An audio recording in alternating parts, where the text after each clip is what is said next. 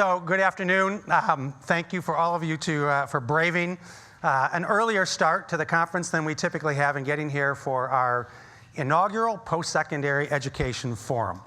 We are here today in recognition of the fact that education has transitioned from something, not just a nice to have, something that's important to do. There are quite a bit of data points that point to the fact that education attainment now is the leading driver of education prosperity in our country.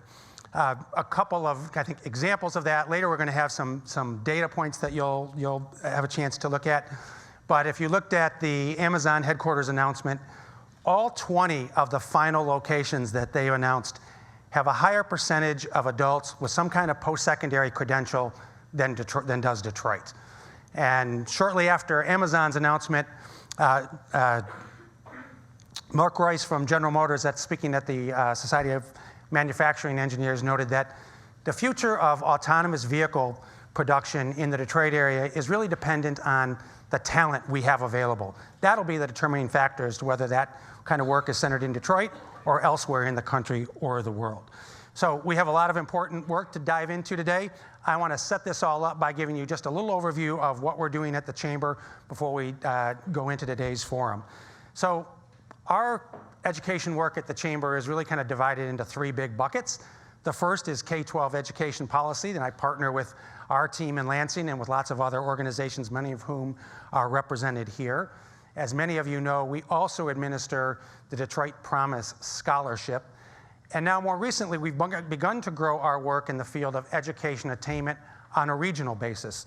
So we've launched something called Detroit Drives Degrees, which is a collective impact model where we bring together leaders from higher education, K-12, business, and philanthropy to focus on strategies to increase education attainment through work in kind of three broad areas: access to higher education, success for students once they've enrolled, and lastly, keeping talent in our region once they've graduated and attracting people from other places. Our goal is to get to 60% of our population with some kind of a quality post-secondary credential, up from our current 43. Our work internally is led by Melanie Devlin, who is here with us today and who organized most of this event, and Sarah Kraft, who I think is floating around also somewhere. There's Sarah. So if you don't know them, you soon will, I can guarantee it. Just to pull out a couple strands of that work in access, success, and talent retention, a couple things we're working on. Thanks to the support of the Kresge Foundation, we've established a higher education compact, which will add a lot more structure and formality to our commitment to improve outcomes: access, success, and then graduation. So we're working with our institutions to formalize objectives and goals. And then another big piece of getting to that 60% is recognizing that within our region, we have 690,000 adults with some kind of post-secondary education experience, but who have not received a credential. It's almost a quarter of our population. In order to get to our 60% goal, we can't do it. It's mathematically impossible to get there without figuring out a way to engage that population and bring them back into the education pipeline. So we're excited that tomorrow morning there'll be an announcement on the front porch about an initiative we're kicking off to engage that population. We're excited about these regional initiatives. Our counterparts on the west side of the state, Talent 2025, undertaking a number of similar kind of initiatives.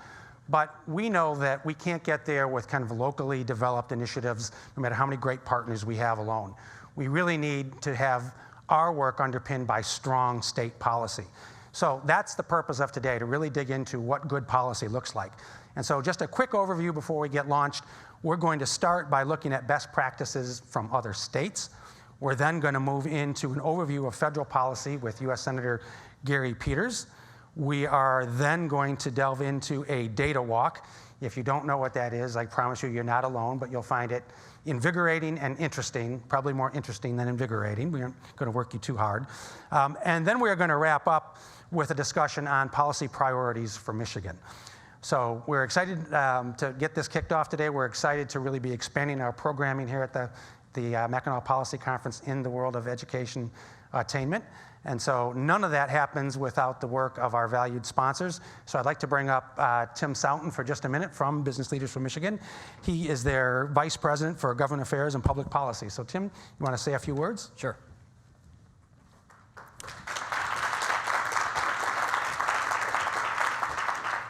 Good afternoon, everyone.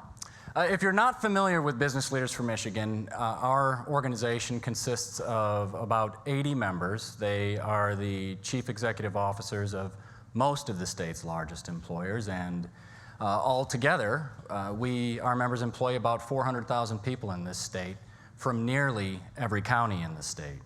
So we have a major stake in the success of Michigan and its people. And certainly higher education, post-secondary opportunities play a major role in helping Michigan reach the goal that our organization has established and all of our work is based on, and that is to make Michigan a top 10 state for jobs, personal income, and a strong economy. And we know we can't get there. We cannot get there unless we increase our education attainment levels. And we've been fortunate and proud to work with the Detroit Chamber, the Grand Rapids Chamber, the College Access Network, a number of you in this room over the last several years towards working together towards that goal. And we look forward to a very productive conversation here today at this forum, and we're very pleased to sponsor it. So again, thank you, and have a very successful forum.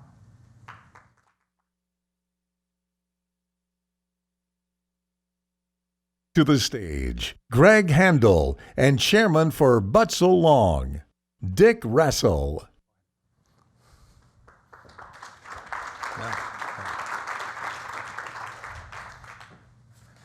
So we are kicking off something here today that is really a privilege. My simple role is to share some thoughts about a very good friend, but a true leader in the educational attainment in our community. So it's a real privilege for me to be doing this. For those of you who do not know Chancellor Dan Little, and I think most everybody in the room does, but if you do not, let me just share a couple of things in his background. So Dan is the 5th and longest serving Chancellor of the University of Michigan. He's been there since the year 2000, which is probably, 4 lifetimes of an average university president, chancellor. Truly an amazing run. And his imprint is all over that university. He also serves concurrently as a professor of philosophy at the University of Michigan at Dearborn, and a professor of sociology at Ann Arbor. So he is in the classroom as well as running the place, which is truly amazing. With me, he has served for the last few years as the founding co-chair of the Detroit Drives degree program that Greg was just discussing with you. Dan and I have been engaged together in various educational things for well more than a decade. And I just wanted to share a couple of quick things about him. Number one, perhaps not uniquely, but certainly uniquely, passionately, he has brought 2 things together. He has brought leadership to U of M Dearborn in a very, very positive way as an accessible leader of the university. But he has also teamed that with a level of civic engagement that is truly, truly amazing. And the combination of those 2 things has worked amazingly well for U of M Dearborn, but also for the students at U of M Dearborn. So not only is he the chancellor, but he is concurrently involved in so many civic activities, and not just as a name, but as a participant. So among other things, this conference is being covered by Detroit Public Television. Well, not surprisingly, Dan is a member of the board of Detroit Public Television. He also serves on the board of the Metropolitan Affairs Coalition, United Ways across the state of Michigan, and a host of other things.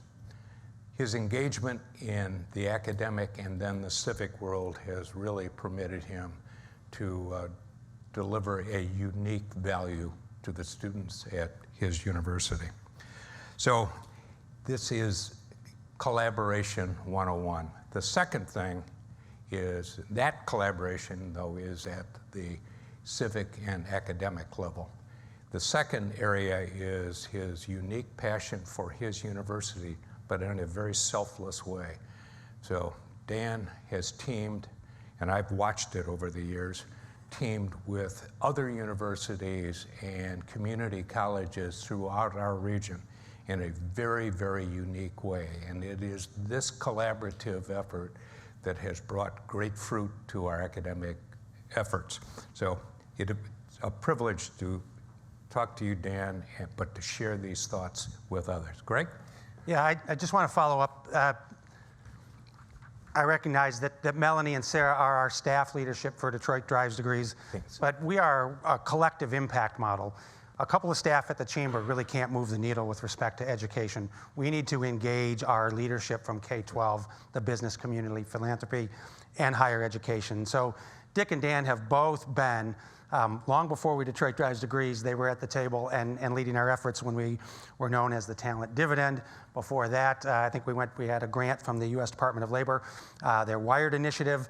And before that, I actually first met Dan and got to work with him through an initiative that Business Leaders for Michigan started around. They had several initiatives, and I helped kind of staff the one around higher education attainment. So in appreciation for Dan's leadership as he steps down from the chancellorship at University of Michigan Dearborn, we wanted to just acknowledge his leadership and thank him for his service. And I'm going to tell you how we're going to do that. But just one tidbit I picked up at the event that was held at U of M Dearborn about a month or two ago, and that is that since its inception, University of Michigan Dearborn has conferred 55,000 degrees.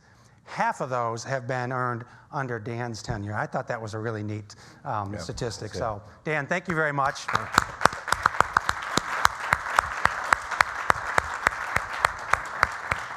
So it's also only fitting that in our inaugural Forum on Post-Secondary Attainment, we are also inaugurating a new award for the Excellence in Educational Leadership. It's going to be known as the Dan Little Award. We will award it every year.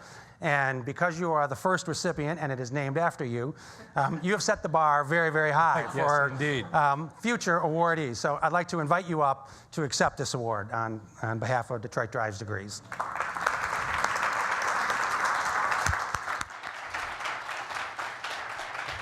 And what a happy surprise. And if you could just share a few words before we kick off the rest of our program. Great. Well, thank you, Greg. Thank you, Dick. And literally, it will be a few words. But I would just like to share my own strong and deep commitment to the idea that the work that we are doing through Detroit Drives Degrees is critical for the future of the region, critical for the future of our state, but also critical for the future of the tens of thousands of young people whom we can touch through the work of Detroit Drives Degrees. This is an issue, the fact that the state of Michigan falls in the lower half. We're going to hear real statistics. I'll just make them up as a philosophy professor. But we do not do well in comparison with other states when it comes to the percentage of adults with a college degree, either college or four-year degree. We do not do well. That is a talent deficit. It is well known that there is a talent dividend, that regions that do better in terms of the percentage of college-educated adults also do better in a measurable way in terms of per capita income and family income. So we currently suffer from a talent deficit. We can do better than that. We can work together, as Detroit Drives Degrees is now undertaking in a very, very effective way.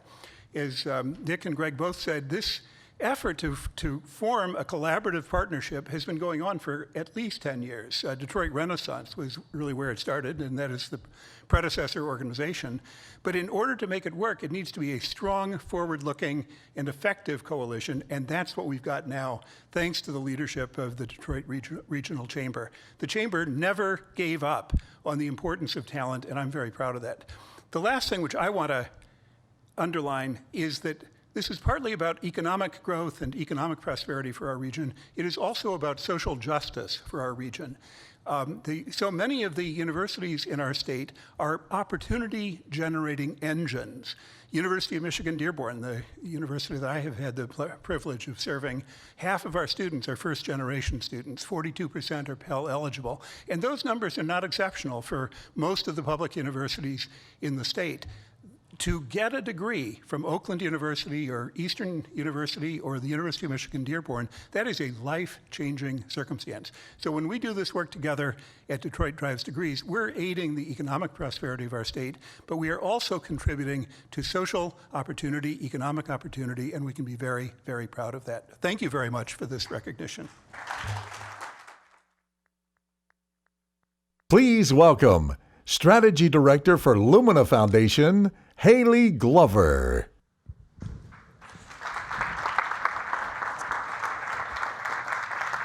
Hi there, everybody. I want to thank Greg and his team for bringing me home. I grew up about 90 miles south of here in Roscommon, Michigan. And so you very literally not just gave me the opportunity to come back and visit, but you did bring me home. I'm going to go see my folks tonight, and I've been very grateful to come back to the island where I've not been here for 20 years, but the smell somehow does stick with you in your brain. You can pick Mackinac Island out from anywhere. I'm very privileged to be here to talk a little bit about some of the national work Lumina Foundation does and how it's very relevant to what you all are doing in Michigan today. Lumina is a private foundation based in Indianapolis. As I mentioned, I'm from Michigan, but I actually am part of your brain drain. I live in Indy right now, but I'm really glad to lend my brain back on occasion. We are oriented around what we call Goal 2025, which is moving the nation towards 60% attainment of a high-quality post-secondary credential. This is baked into literally everything Lumina does. And we work with states, regions, business leaders to generate all kinds of activity and practice that drives toward that goal. What we need to really recognize, though, is that the goal we're driving toward reflects a challenge that I don't think folks consider fully until they see these statistics, which is that today's challenges need today's solutions, not yesterday's solutions, because we are not anymore dealing with 18-year-olds coming from affluent families who graduated high school with a 3.5, and those are the students who are going to college. No, no, no. What we're dealing with now is the vast majority of students who are currently enrolled are not young adults. They are over at the age of 25. They are working. They are raising families. They are struggling with income. Half of students are struggling with food insecurities on our nation's college, community college campuses. And so as we think about what we all need to do together, we need to think much more holistically, comprehensively about how we can support more students, not just through the front door of the college, but across the graduation stage. And here is another challenge that we all need to consider. Over 99% of the jobs that have been created in our economy since the recession ended, so-called, have been earned by those with some form of post-secondary credential. That means that where I grew up, just south of here, where you had folks who worked down on the line in Detroit who could come up and buy a cottage on the lake, that doesn't work anymore because you can't get a job with a high school diploma. And you certainly can't get a job with less than a high school diploma. For folks who have a high school diploma or less, truly the recession has never ended. And so we must really be very mindful about making sure that adults, particularly those with some college, as Greg mentioned, and those with no college, have the opportunity, again, to get through the front door and across that graduation stage, because our economy has fundamentally changed.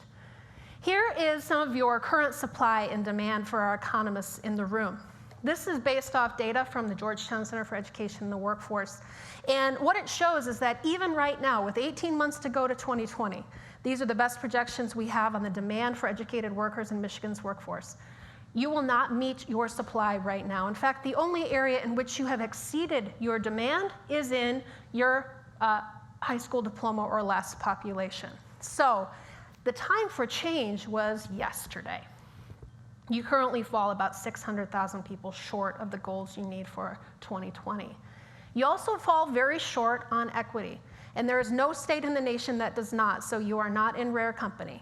But in order to achieve the goals that Greg laid out and the goals that you will develop as a state, We are unapologetically promoting and behind this idea that if students of color do not advance, are not given the opportunity to advance, and are not embraced as a component of your talent solution, everybody fails.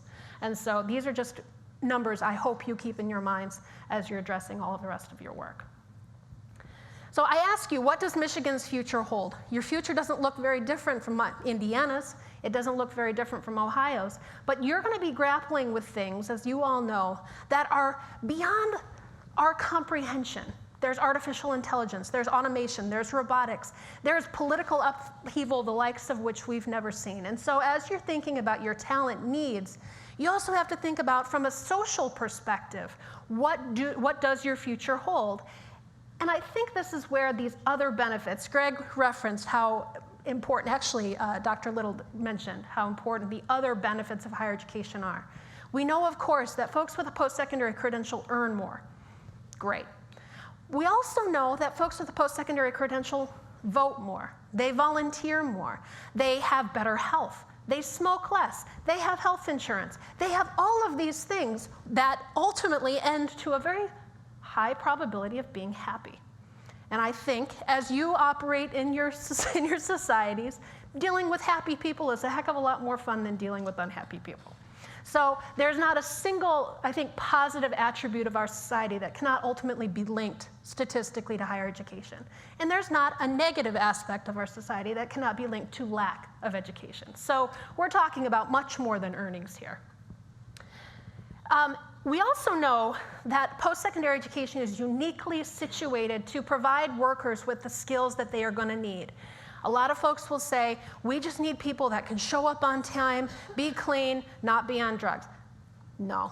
Okay, that might be a basic entry, but we do need folks who are well prepared to have the cognitive skills that employers need, and that includes things like leadership, communication, collaboration, learning on the job. And so we were trying to figure out another term for lifelong learning, right? We haven't figured it out yet for another one that sounds better, but we all are going to have to become lifelong learners, and the kinds of skills that get you to lifelong learning are the kind of skills that we've listed here.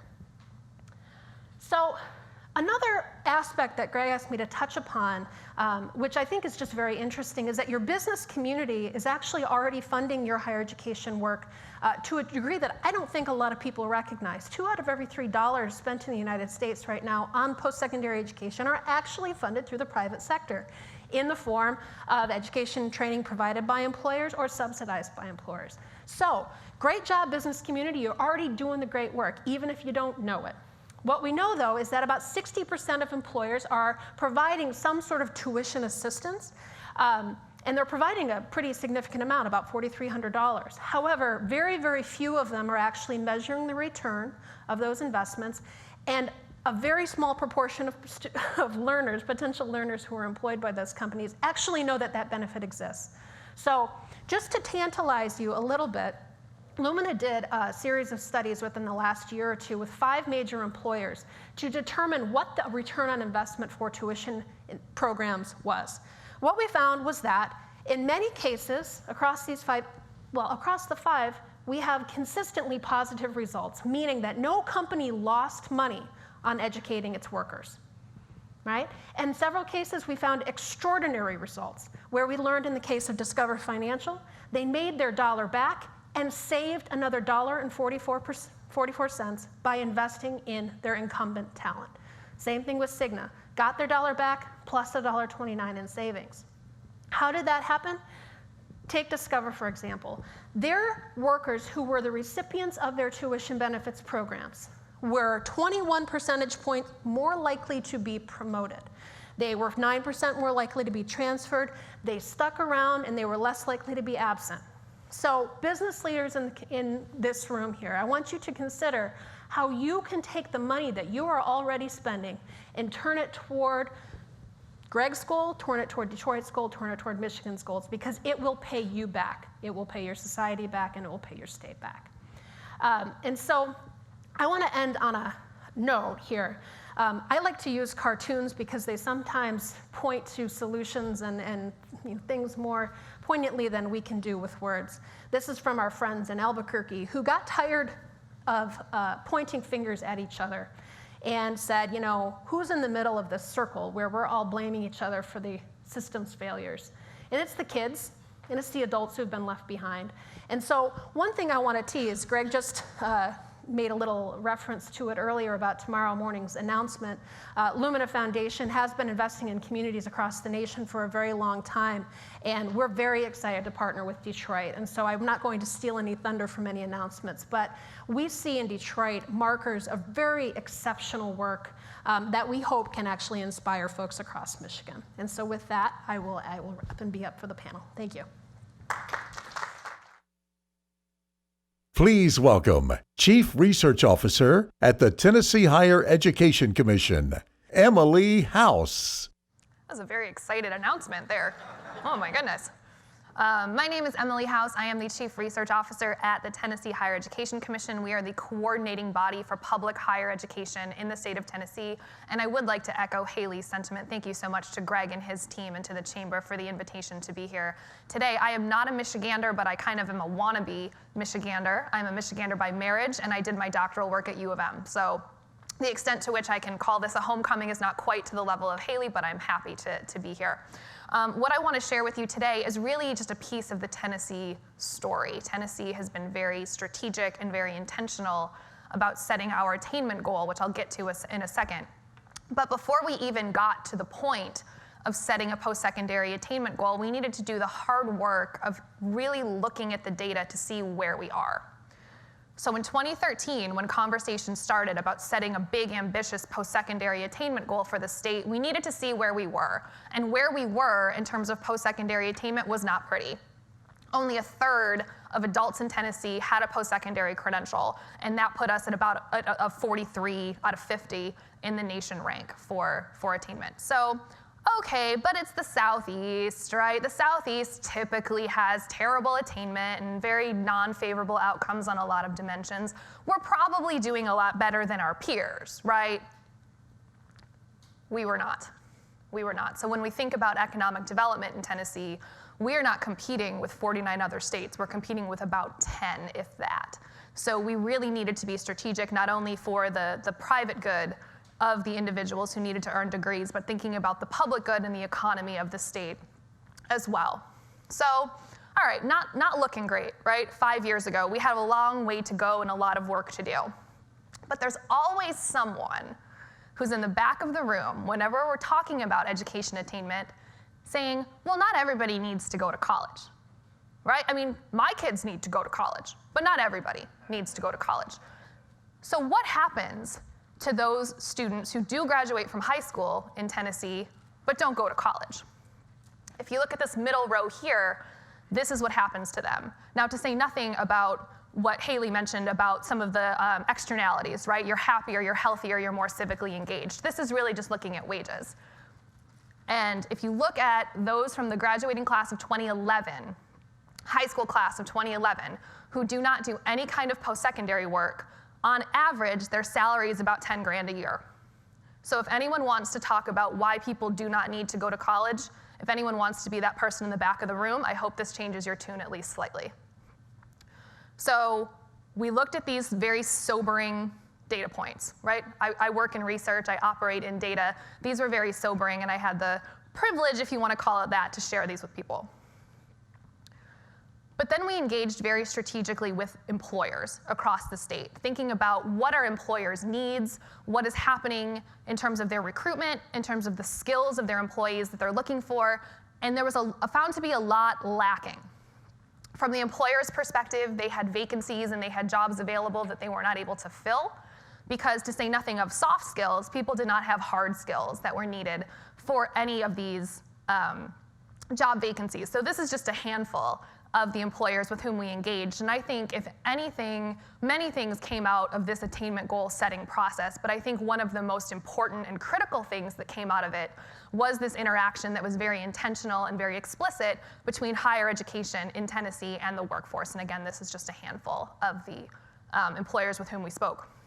So after all of that, In fall of 2013, Governor Bill Haslam, who's the outgoing governor of Tennessee, announced the Drive to 55, which is the big goal for the state that 55% of working age Tennesseans will have a post-secondary credential by the year 2025. Now, I always say that the reason we picked 55% is because it rhymes. That is not true. Tough crowd, nobody laughed, okay. This is based on the work that Haley mentioned of the center at Georgetown that really focuses on this intersection between education and the workforce. They asserted through some of their reporting that 55% of jobs in Tennessee by the year 2020 or 2025 will require a post-secondary credential. So that's where 55% came from. We're currently at about 41%, so we have a lot of ground to cover still before 2025, but it's an upward trajectory. We are making a lot of progress, and we're being very intentional about all of this. So in the interest of time, I won't get into all of this, but it's one thing to set an attainment goal for the state, but it's another to really undergird that goal with policy and program. And there are many, many, many, many programs ongoing in Tennessee. If you've heard of any of these on this list, it might be the Tennessee Promise, which is the free technical and community college program announced in 2014, launched in 2015.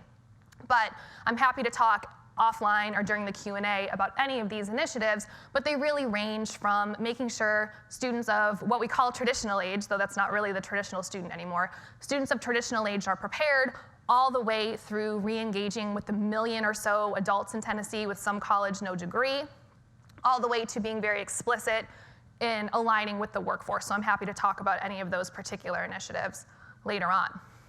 But I do just want to mention the power of messaging and the power of communicating this Drive to 55 goal, particularly as it relates to the Free College Initiative. What you see here is a line of students, high school students, at 8 o'clock in the morning on a Saturday, so think about that for a second, 8 o'clock in the morning on a Saturday, lined up at a community college campus to get assistance with their FAFSA.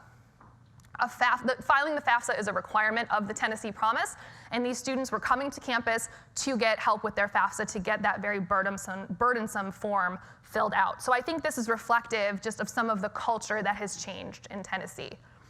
And here are some staffers, here are some folks who have taken advantage of Tennessee Promise, which really has been, I realize this is not a Tennessee Promise conversation, but I could present on that until I'm blue in the face. It's really been a very exciting time to be in Tennessee. So in order to really mobilize this attainment agenda and to really think about these intersections between higher ed and the workforce, this is really how we did it. So I already shared the brutal facts. That's what I started with. We had to face them and we had to share them. Even though that really wasn't much to write home about, we couldn't just sweep them under the rug. We needed to be very honest about where we are in terms of attainment, in terms of what that means for the state. We need to connect higher ed with a non-higher ed audience, and I realize this is primarily a non-higher ed audience in the room, which is wonderful. Typically, I do not present in front of non-higher ed people. But I spoke to that a little bit with regard to engaging with employers. We were very strategic about that, and we really made that a priority to bring the messaging around attainment, the public and private goods of education, to those who are not higher ed people. And also the extent to which we could localize these statewide programs to local communities and more regionally and locally, we did that as well very intentionally.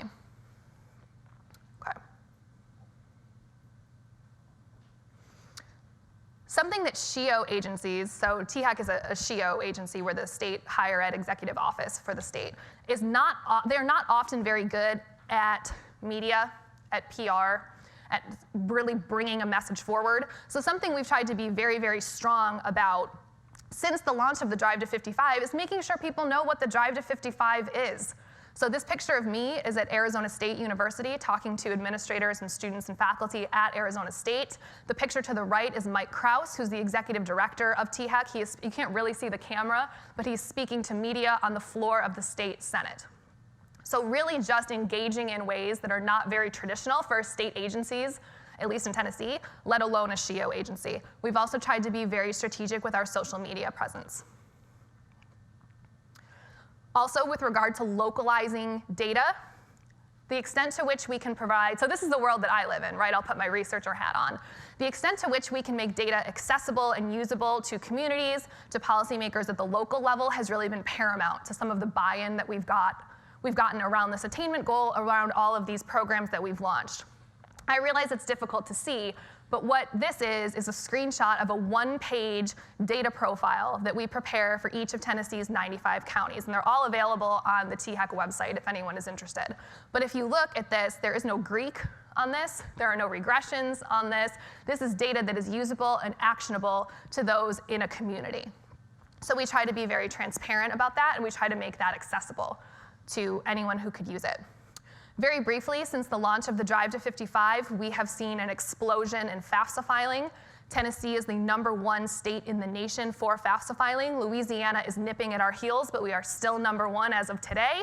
So that's a very proud thing about Tennessee. That's a very large point of pride for the state of Tennessee, that we have supported students and changed kind of the messaging around FAFSA filing, that even though it's a pain, you can still do it. But something Mike Krause will always say about Tennessee is that we do not believe our own hype, and we do not rest on our laurels. We've had a lot of successes related to higher ed and related to the alignment between K-12 higher ed and the workforce, but we will not rest on that success. So there are a lot of pockets across the state that need further intervention with regard to FAFSA filing. Related to Tennessee Promise, again, with my researcher hat on, I will not say that Tennessee Promise caused that jump between 2014 and 2015, because I'm afraid that someone from U of M will come take my PhD away. But it's more than likely that due to Tennessee Promise, we saw this increase in college going right out of high school, which is phenomenal. And as you can see, that number is very hard to move. And that shock to the system really did lead us to a new normal in Tennessee. Finally, very quickly, all of these programs that I have mentioned have been universal. They have been statewide programs, but there really needs to be some explicit, intentional targeting of counties in Tennessee that are distressed. So those counties that are highlighted in the darker red, those are the 19 distressed counties that have high unemployment, low health outcomes, low educational attainment. So really thinking about bringing these statewide programs to the local level through data, through intervention, through program, and not just say, oh, well, we've done all this great stuff at the state level, so, you know, figure it out. Really being intentional about the time that we spend with those counties. So I will stop there. Please be in touch anytime. That is my Twitter information there. I am not much of a tweeter, but feel free to look at all that. And I welcome any questions during the Q&A or after. Thank you. Returning to the stage to join Emily House, Haley Glover. And to moderate the discussion is host of Detroit Public Television and WDET 101.9 FM, Stephen Henderson.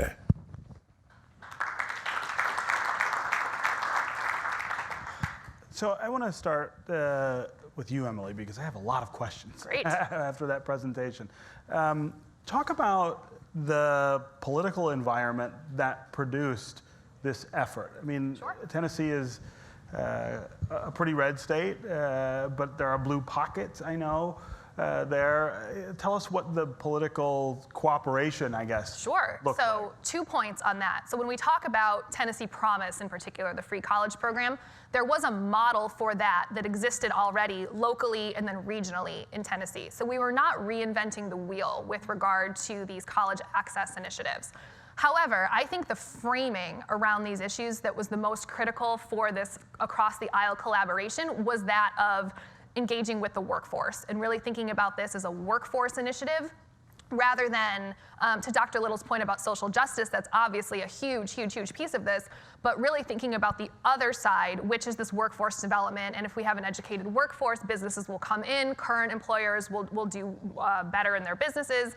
That was really the angle, if you will, that was used in order to get support across the aisle, because we are a very red state. Like, I'm looking for something that is red in the room to point to, and we are redder than that. Melanie's pants. Melanie's pants. We are redder than Melanie's pants. Haley, you said the time for change was yesterday for us here in the state of Michigan, and that we are 600,000 short of our goal. That's something I have heard for a really long time here in Michigan. I can go back to 2010 when Governor Snyder was elected. Business Leaders for Michigan was talking about how short we were of college attainment goals and how over the next 8 years we needed to make it up. Obviously, we didn't do what we were supposed to do, but I always wonder, what's the first couple of things that make sense when you're trying to dig out of the hole instead of digging it deeper? Sure. Well, I think every state's got to deal with its own reality. What works in Michigan probably wouldn't work in Tennessee and vice versa, but you have to figure out your own way. But I think setting a goal is actually very important. Not just because Lumina has a goal, and we never encourage a state to just pick our goal and just run with it. However, it is a heck of a lot easier to be mobilized towards something when you know what the something is. And so we always encourage states to figure out what they need and then move toward it. And when you have that number set in stone and mobilized through your state's entities, obviously, Michigan does not have a SHIO like a Mike Krause in SHIO, but you do have very influential institutions and agencies. Determine what kind of talent Michigan needs, and then understand how are you going to get there. And that's got to require closing equity gaps. That's got to require closing completion gaps between and among your institutions. And I think has been indicated here pretty strongly, working with your regions to really understand what talent do they need. Because again, I'm from Roscommon. Roscommon does not need the same thing as Ann Arbor. That's for sure. So understanding what does each of your regions really need. That's a great first start. Yeah.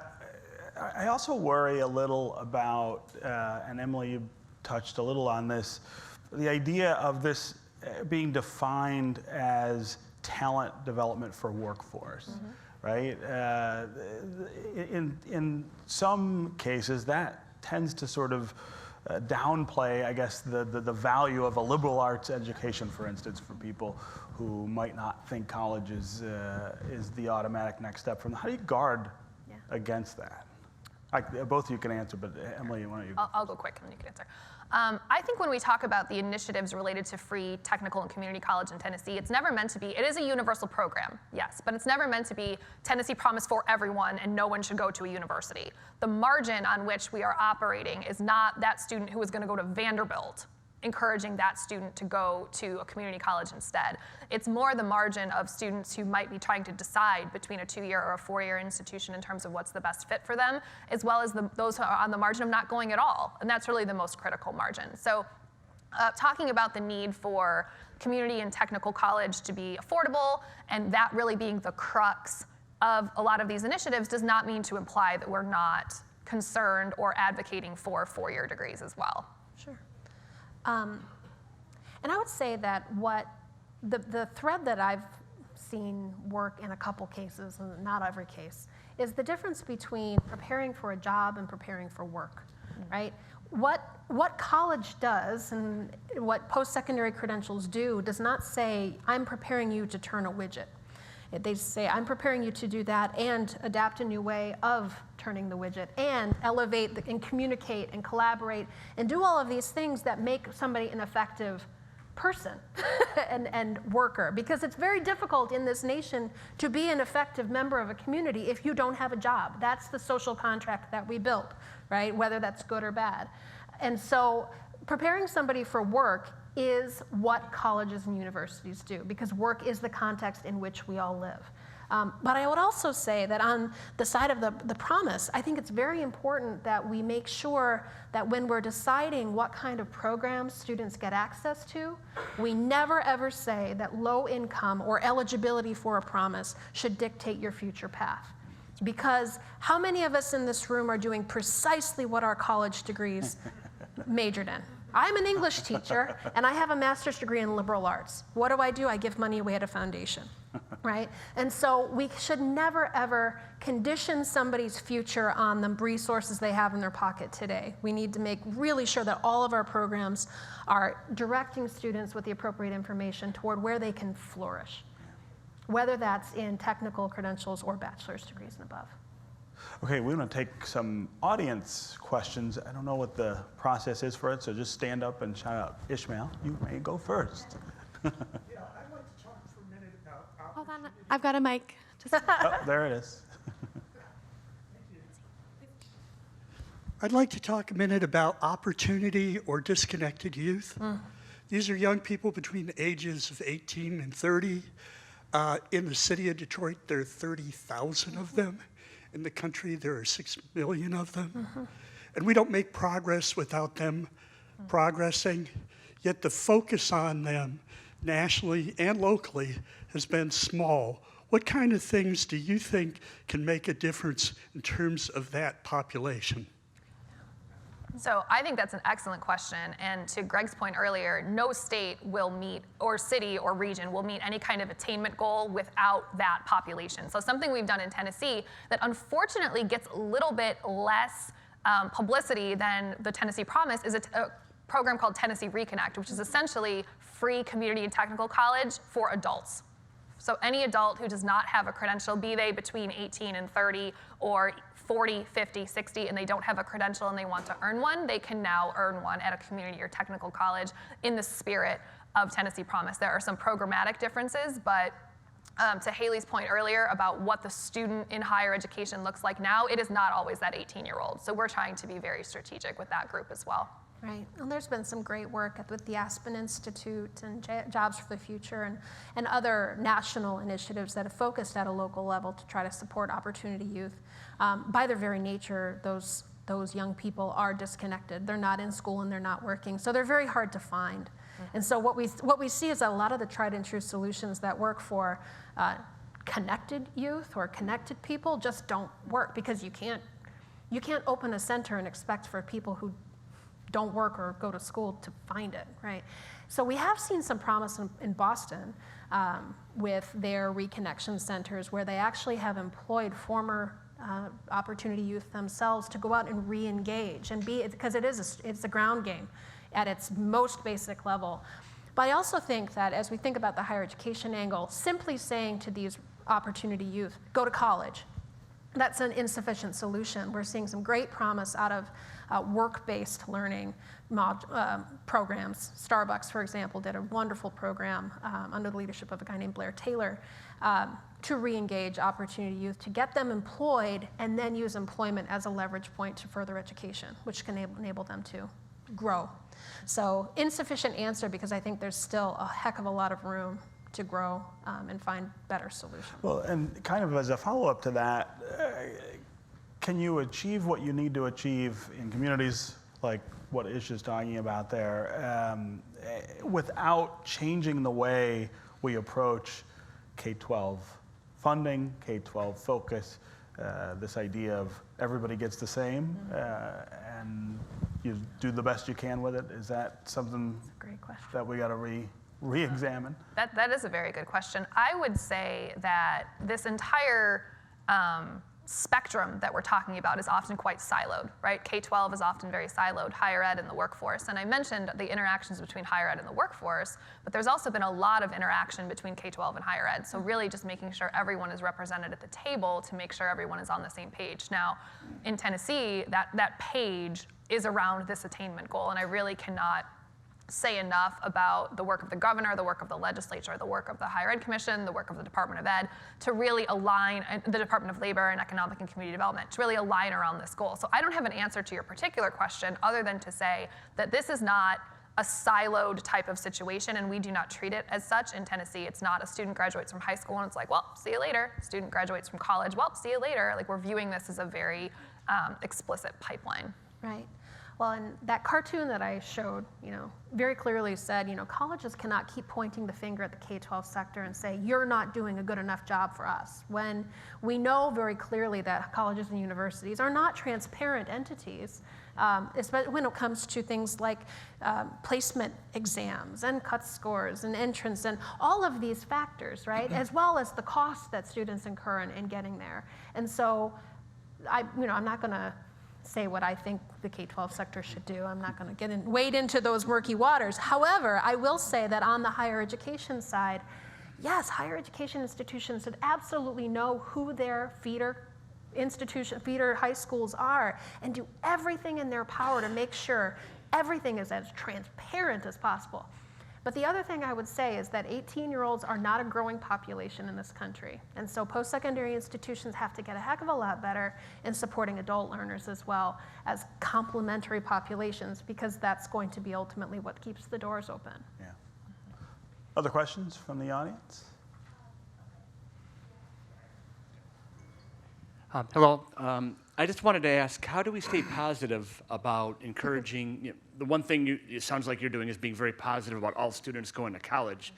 In Michigan, with standardized testing, some kids get demoralized by what happens to the standardized testing process. How do we keep young people positive about you can go to college even if they had a bad experience with standardized testing? Sure. I think something that has really been a game changer in terms of changing the culture in Tennessee is this idea of what is college. So when we talk about going to college, not everyone is going to go to the University of Tennessee. Not everyone is going to go to Vanderbilt. Going to a community college is just as much going to college. Going to a technical college is just as much going to college as it is going to a university. So that's something that has really infiltrated into the K-12 space when we think about interactions of school counselors with their students, teachers and their students, and that is a hill we are dying on in Tennessee, that college does not mean you go to a university. College has a lot of different meanings and it means a lot of different things in terms of what is the best fit for you as a student. That's exactly right. And I would say standardized tests are very poor predictors of future performance, and so maybe don't rely on them so much. Thank you, Bill. Tell that to the Mr. universities, Moses back there. right?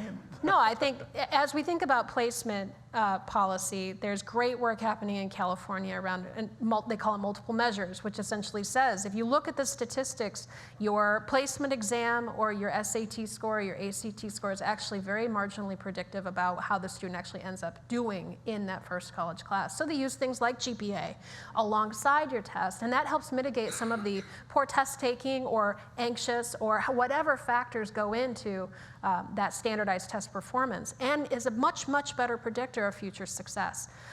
So sometimes the best solutions are the ones that kind of slap you in the face and say, well, don't do it. Don't do that anymore. No, that's right. How much burden do you feel falls on the leaders of campuses themselves to try to figure out how to change the dominant culture on those campuses to sort of meet the needs of these students?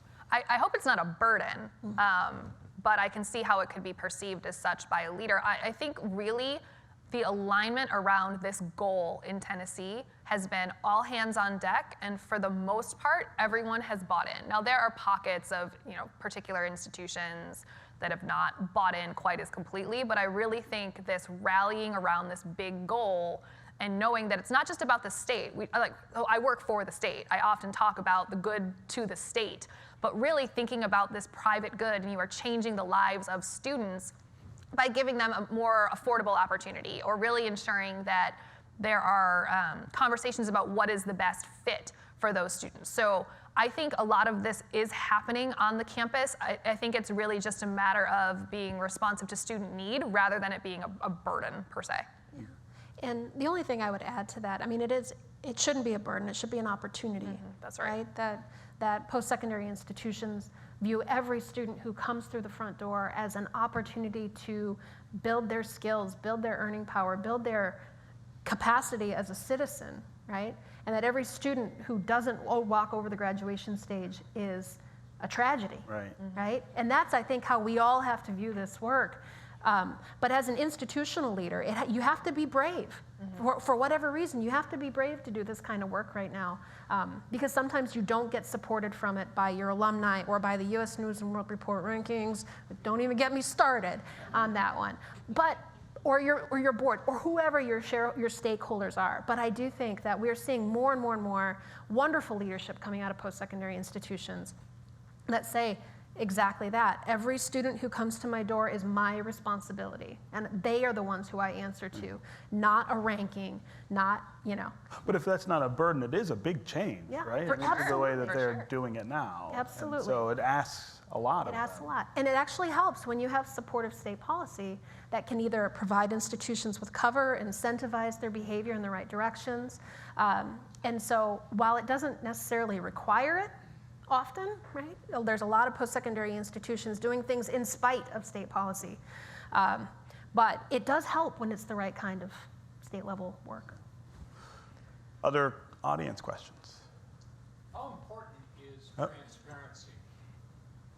Just like transparency, period. Transparency, I am considering University A and University B, and I want to know precisely how many of my graduating class a year ahead of me got through. Oh, I think that's immensely important. Yeah. And I think You had a statewide effort to make that transparency Absolutely. available to everybody? we have. So we have various, and I'm happy to show and share these more offline, but we've had various web platforms and interfaces that really show not only what you mentioned, but also the sort of the end game, if you want to call the end game, getting a job and earning a wage, which I realize is not the point of higher ed. That's a whole other panel for another day.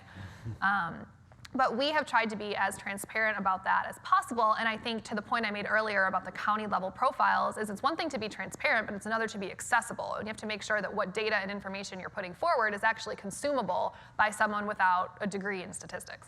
Mm-hmm. And I would say Lumina's done some really interesting research around narratives, right? So you open the paper, you turn your computer or phone, and you will read things constantly, I mean, every day. Is college worth it? Is college worth it? And that narrative has become a buyer beware kind of thing, right? Which right now, when we need millions and millions and millions more people to go and complete a credential, that is the wrong narrative, right? But it is the dominant one. But what we're trying to think about is not buyer beware, but buyer be aware, right? You should know going in what the completion rates are. You absolutely should know if your program of study, if you're going to be an early childhood educator, you will not make $100,000, period. That's not possible if you stay in field. But there are great reasons to do that work, so long as you know about them going in and you can make an informed decision.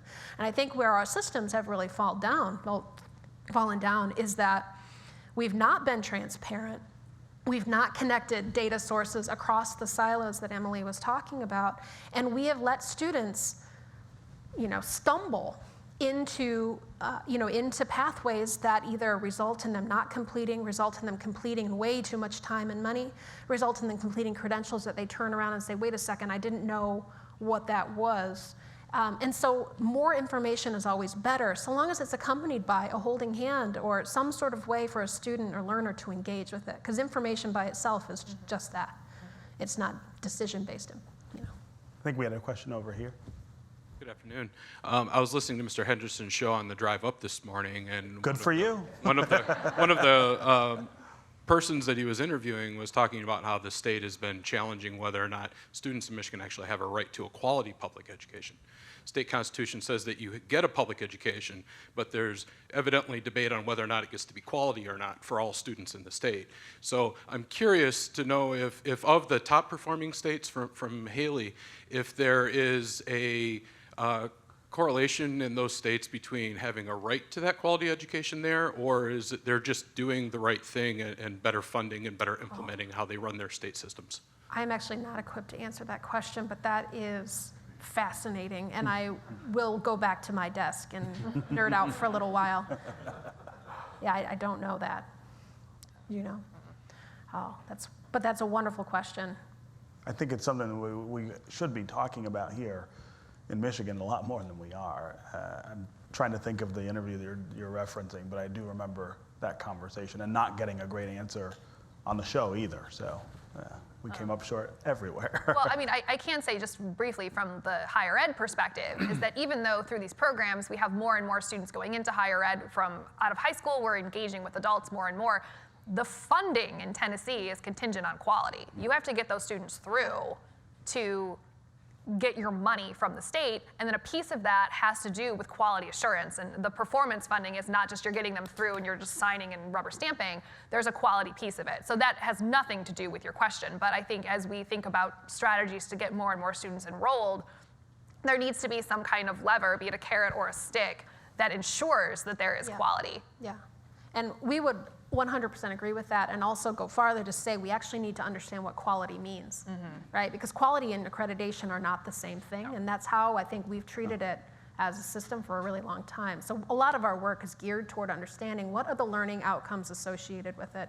Do students achieve mastery of those learning outcomes? And only then, when the student achieves mastery of actual learning, are you measuring the right thing? Because when you're measuring seat time, you're measuring the wrong end of the student. Right. In about a minute, you'll realize what I just said. It was clever. Thank you. Emily, actually, you're talking about what my question was, so I'm wondering if you can offer us a little more detail. completion rates for students in community colleges here in Michigan are pretty low. They're abysmally low. I'm curious about, as opposed to buy or be aware, I'm wondering about accountability on the seller, on the college or community college and so on. So if you could talk a little bit more about what you put in place and like what you've seen as a result. Are completion rates higher? So on and so forth. Okay, great. That's a wonderful question. So completion rates among community colleges in Tennessee are not great either. Some are better than others, but in the main, the 6-year grad rate of a community college in Tennessee on average is about 26%. So there are 13 community colleges. As I said, the range is from maybe 40% to about 20%. The average is about 26%. When we look at students who are Tennessee Promise students and compare them to their peers who are not Tennessee Promise students, either because they went through the community college system prior to the program being in place, or for some reason they were just not Promise students. Students who are exposed to Tennessee Promise have completed at twice the rate of their non-Promise peers. So for my researchers in the room, I know there's some self-selection implicit in that as well, so nobody throw something at me. But those students who are Promise students, they are required to enroll full-time, they are required to work with a mentor, they're required to do community service, and that engagement likely has a lot more to do with their completion. And was there a third part to your question? No. No, okay, all right, great. I want to thank our panel. This has been fascinating. We're running up on time crunches, so thank you very, very much. Very insightful. There's no passion on this. No, None thank whatsoever. You. Thank you. Thank you. Great to meet you too. Thanks very very much. much. I know most of you have realized that we obviously can't follow our own program.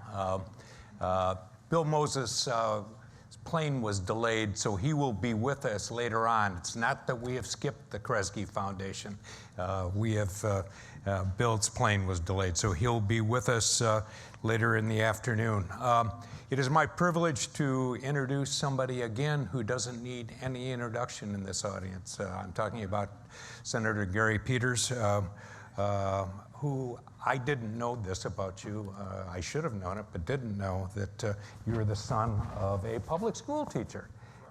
So you had it beaten into you at an early age, and it worked out. Senator Peters was elected to the United States Senate in 2014, but that's not where I met him. I met him as a young congressman who led the charge for this state in Congress in 2008 when a whole bunch of his colleagues, and he was a new guy in town, he convinced his colleagues to save the state of Michigan's economy. If you can have the same impact in education as you had in the automotive bailout, we would all be eternally grateful and the state would be much better off. Senator Peters is working heavily in the educational arena. Among other things, he has introduced legislation on a national level, obviously, to make education attainable and affordable. The acronym actually is MEA. I don't know if that actually was an accident or not, but the acronym works out that way. He also has introduced legislation permitting students who have defaulted on their private loans to rehabilitate their credit. And for many of us in this room, if you've not had a family member or an extended family member fall into that trap, you have no idea what a horror show that is. But you're not only not get educated, but you're ruined in the credit arena. It's really a difficult problem. Senator Peters? Yeah.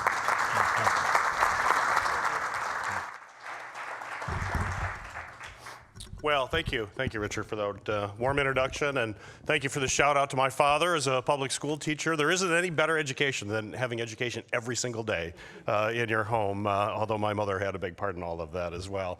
But it's great to be here in front of this great body of folks and educators, and to have an opportunity to talk a little bit about higher ed. I noticed I think the title is How the Federal Government Will Help Higher Education. I'm here to say it won't be the federal government. It's going to be all of you that are going to be helping higher education. We're going to be here to try to back you up and try to have the resources necessary and some good policies, and I want to talk a little bit about that. But I also want to have this as more of a dialogue as well. I'll give you plenty of time to ask questions, whatever you'd like. There's just a few things happening in Washington right now, but we could focus on education here. Look to have your questions there.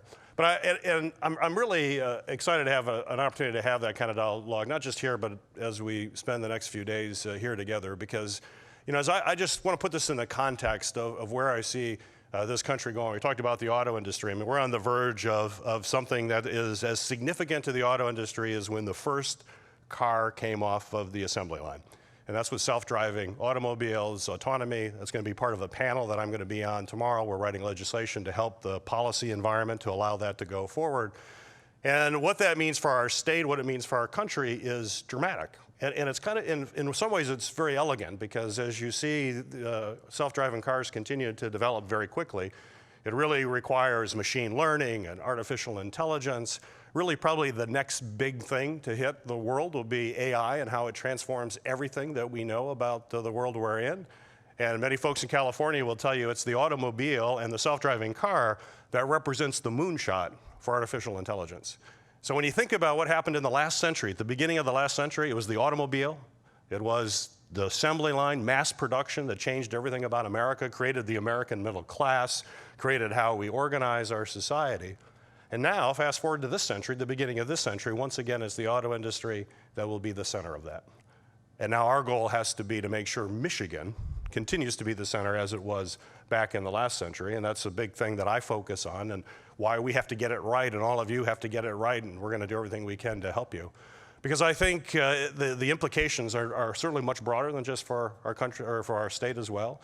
I personally think, and I'm on the science committee, I do a lot of work in the science committee in the Senate, something I'm very passionate about, is that we are probably living in probably the most exciting time in human history, ever in human history. When you think about where we are on the verge of these breakthroughs, I talked about self-driving cars, but artificial intelligence, machine learning. What's happening in the area of biology with synthetic biology and new CRISPR technology that will allow us to probably cure diseases we never thought we could really cure. We're going to have nanobots moving through our veins that will allow us to understand whether or not we're going to have a heart attack well before we're going to have those symptoms. I mean, just go down the list, including additive manufacturing that's going to allow us to be able to manufacture individual products in ways that Henry Ford couldn't have ever dreamed of. All of that will be happening in the next few years. And unfortunately, that also means a lot of disruption. At least that's how folks often refer to as disruption. But it actually, in my mind, it can be transformative.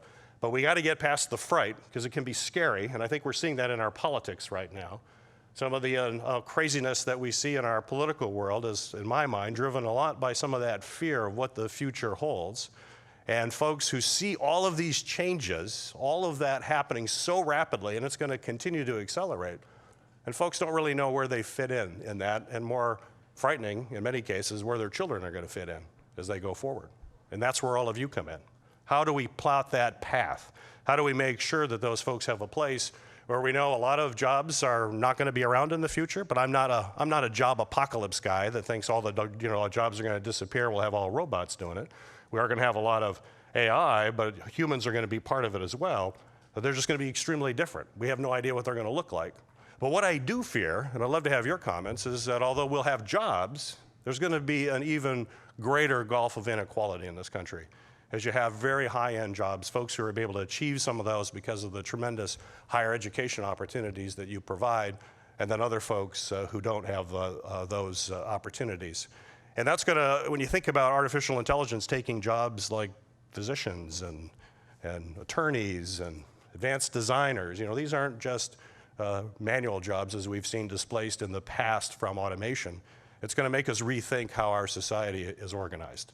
So we have to get this right. We have to get it right because it's essential to a democracy to have a vibrant middle class. Our framers, that's how they designed the U.S. Constitution, was that we had a strong middle class. And Thomas Jefferson's words, we had the yeoman farmers who had their piece of land and they were independent from government, could make informed decisions independent of any other forces.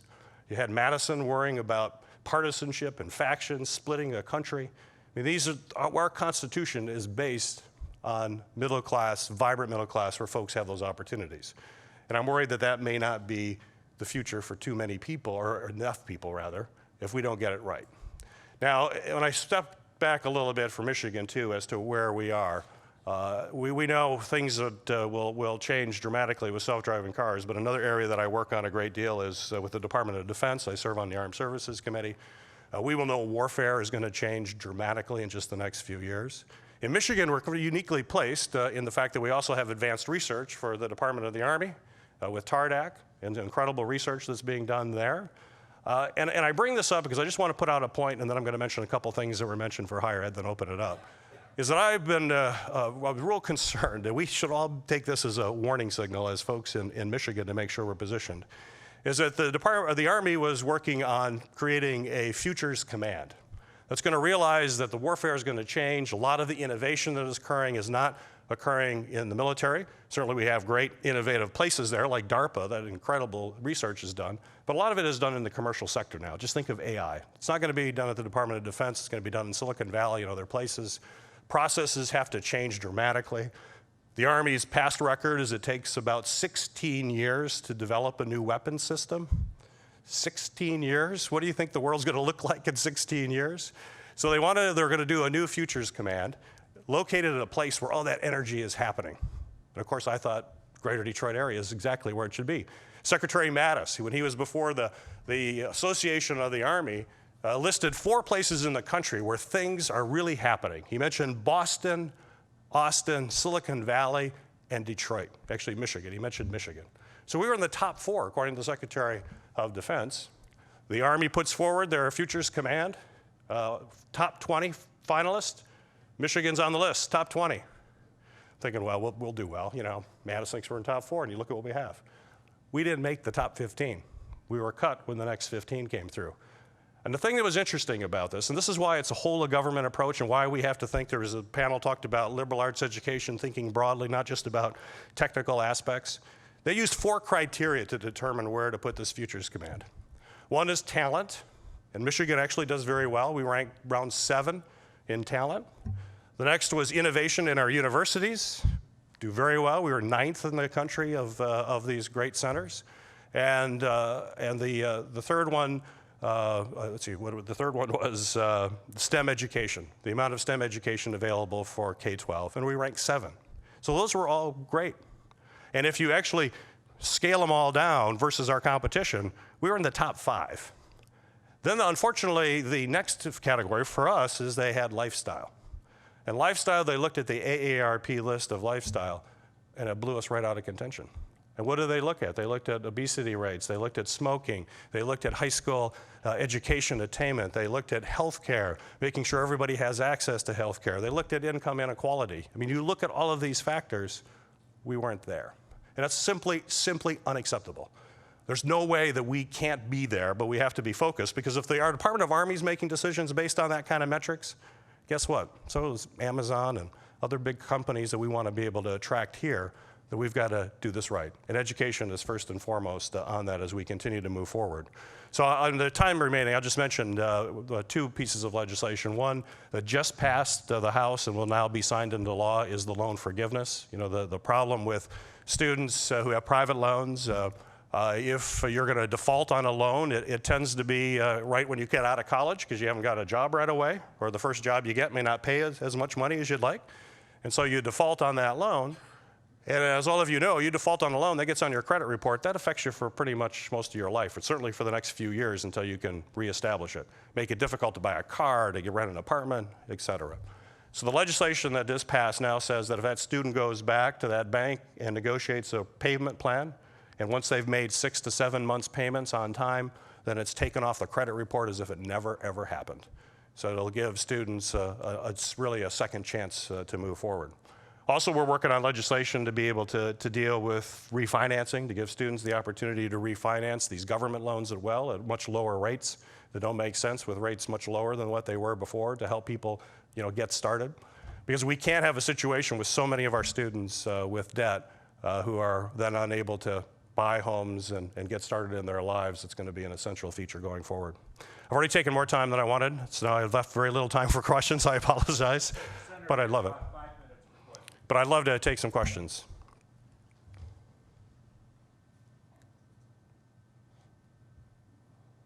Very bashful audience.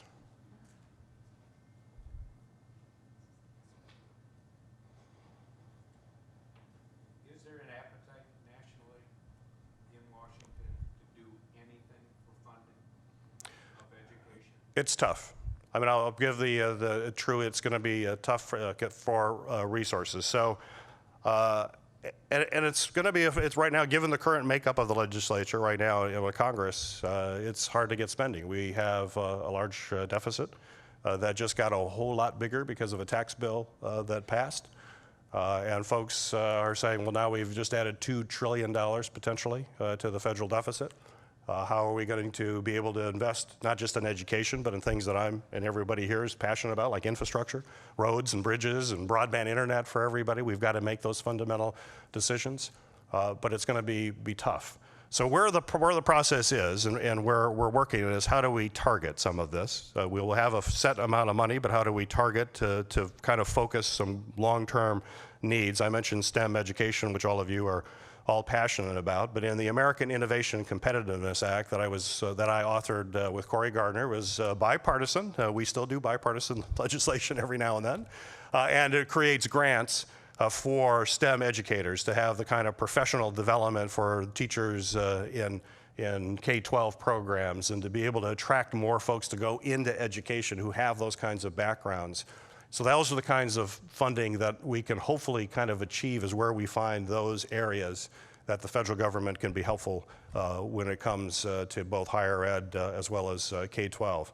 And that's why your input is more important than ever. Where are those high kinds of profile, high return kinds of investments that you think are important, not just for the individuals, but where do we need to be as a society? How are we going to deal with this incredible transformation that I briefly highlighted, which all of you understand is happening? How do we deal with that, given a limited set of federal government money that can leverage what you already do, which is so great? But I won't know that if you're not telling me. And so hopefully, as we spend time over these next 2.5, 3 days here, pull me aside. Tell me what you're doing, what we need to do in terms of focusing going forward. Yes. Senator, the greatest form of support which federal sources make available is the Pell Grant. Right. And year after year, there is a threat to reduce Pell Grants. And I would just like to really reaffirm to you, along with probably most everybody else in the room, that the biggest kind of facilitator to low-income people to be able to attend college is the availability of Pell Grants. If they were reduced, all of the universities would lose, thousands and thousands of students. So this is extremely important. Well, I agree. Thank you, Dan, for bringing that up. There's no question about it. We can't just keep piling debt on students. We have to have grants, and we have to allow those students who aren't going to be able to take on that debt and are already working jobs, and they aren't going to be able to graduate in 4 years because they've got to work part-time and they've got to figure out how they get all those resources. You need grants. You need to have that kind of funding, and so that is a focus. The other thing, and we've talked about this in the past too, is to provide some flexibility when it comes to some of those Pell Grants as well, that there are programs that exist, whether in four-year schools or in community colleges, that may not lead to a degree, but still lead to a valuable certification that you can immediately get out and get a job to do.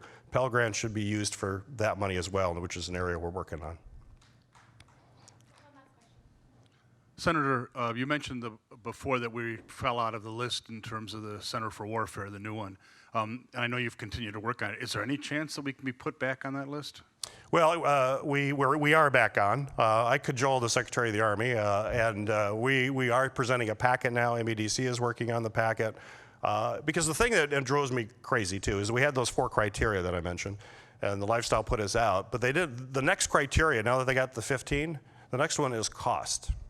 And I guarantee, when you think we're in the top 5, the people who are ahead of us, no surprise, Boston, San Francisco, places like that, when you put in cost, guess who goes to the top of the list? This is the place to be. So I made that pitch very strongly to the Secretary of the Army. He's now accepting a packet from Michigan to come in, and then we will be part of that screening with cost, which I think puts us right back, hopefully, back into contention. Because it's not just, as you know, it's not just about those jobs with that command. It's about sending the signal to around the country that this is a place that you want to come. This is the place you want to locate. We're seeing that with mobility. You're seeing Google and NVIDIA and others all coming into our area. But when you fail to make a cut of top 15 cities for a futures command for the Army, what kind of signal is that sending to the rest of the country? It's not a good one, and it's one that we can win. We just got to be focused on it, and it's a whole of society, from education to healthcare to local government, federal, all of us together, but we need to be focused on the kinds of criteria that organizations like McKinsey are using when they come to talk to their corporate clients as to where to locate facilities. Great, thank you, everybody. Thank you. Thank you. Please welcome Managing Director of Education for the Kresge Foundation, William Moses.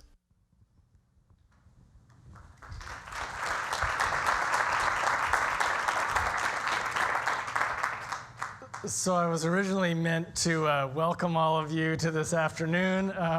I think it's already pretty clear it's going pretty well. So I do want to thank the Chamber and, of course, business leaders from Michigan for all the hard work they've done today.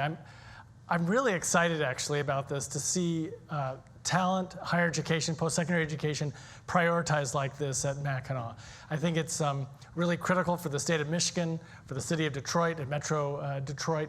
It's really just terrific to see all of you here and to think that this is going to be a steady stream of conversation over the next several days.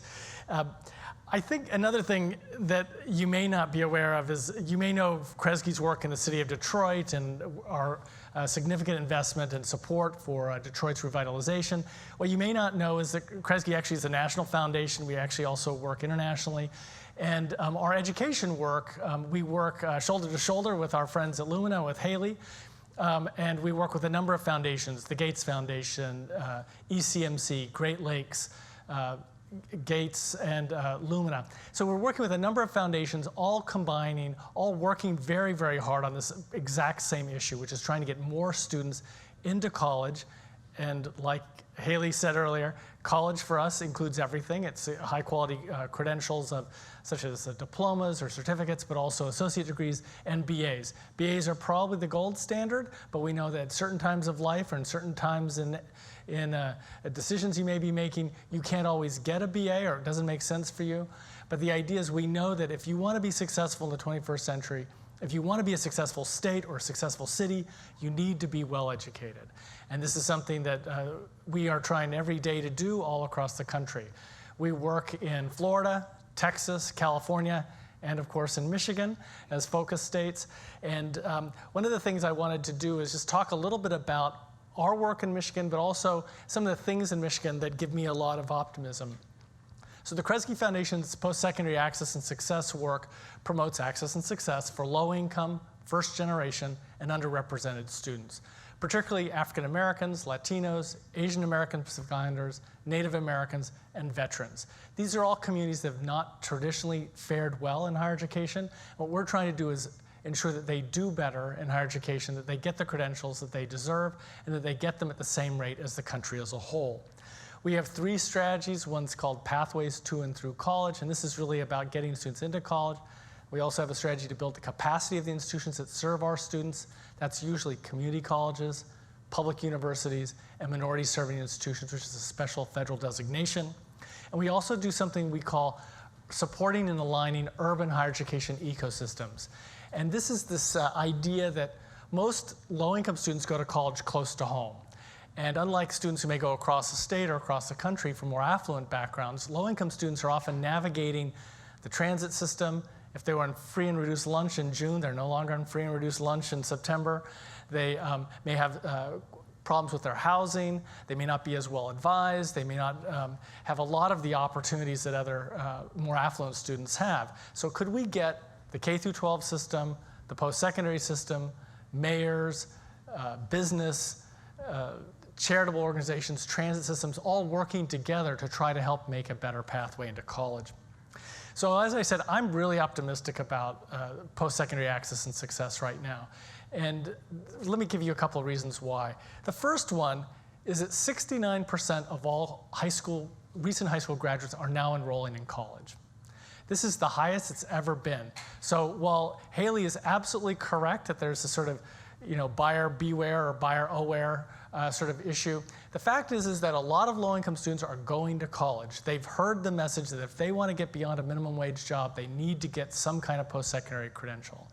That's the good news. And in fact, for low-income students, it's 65%, almost as high as the national average. That, again, is the highest. The second is the nonpartisan angle for this work. There are people at either end of the spectrum, but one of the most innovative states in America is Tennessee, run by a Republican governor, Governor Bill Haslam. We had a president who was constantly promoting college access and success, and that had, I think, a huge impact in getting more people to apply. So we've got lots of people across the political spectrum saying, if you want to be successful in the 21st century, you need to invest in higher education. The next thing, I think, the fourth thing, is that we're up to 46.9% attainment nationally.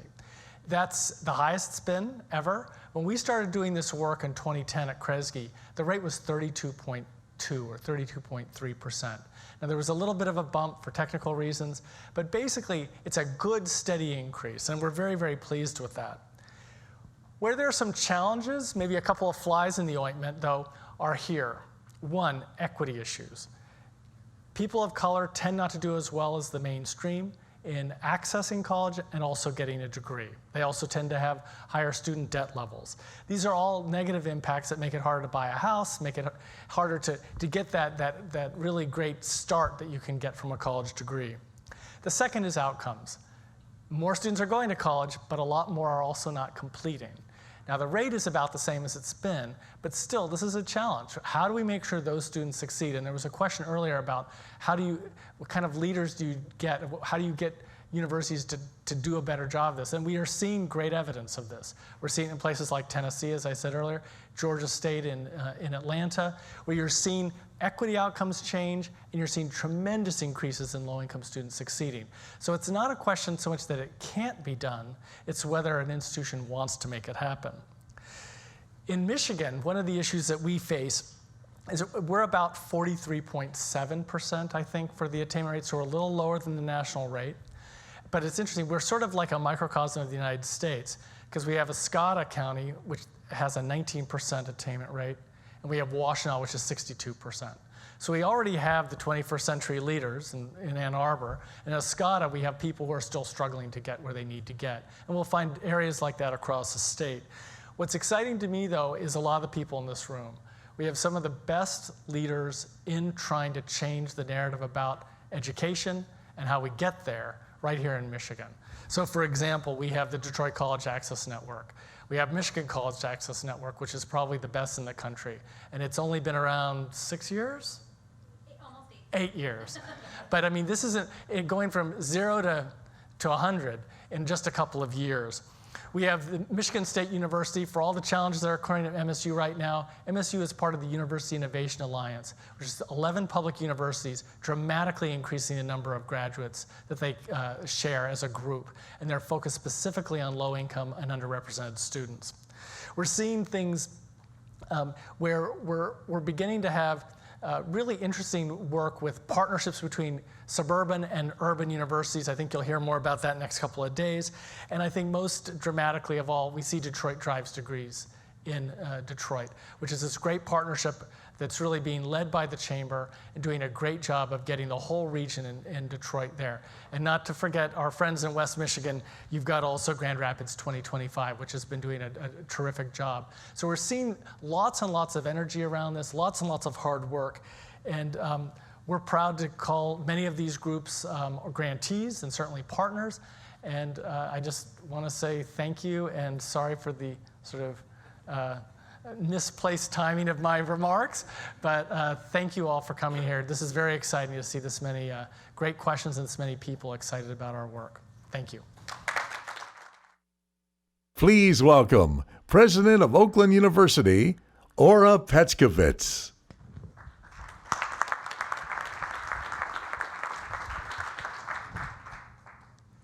Well, actually, I think that was perfect timing, Bill, because I think it leads right into what we're going to do now.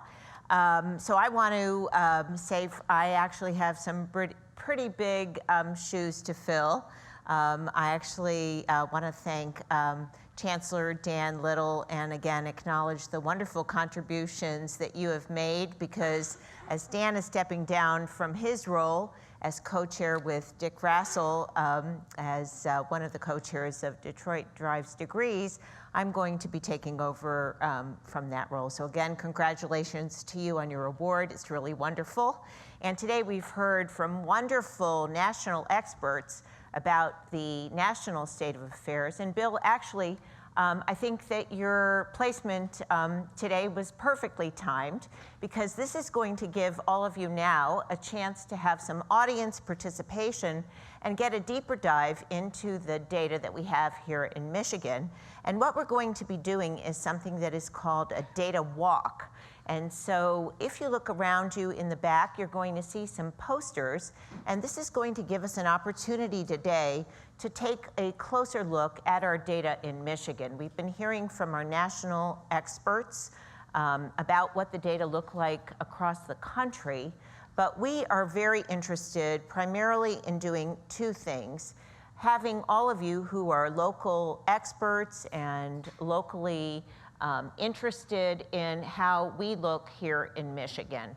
And we have primarily two things that we want to do over the course of the next 15 minutes, and that is to get you to help us understand the data in Michigan.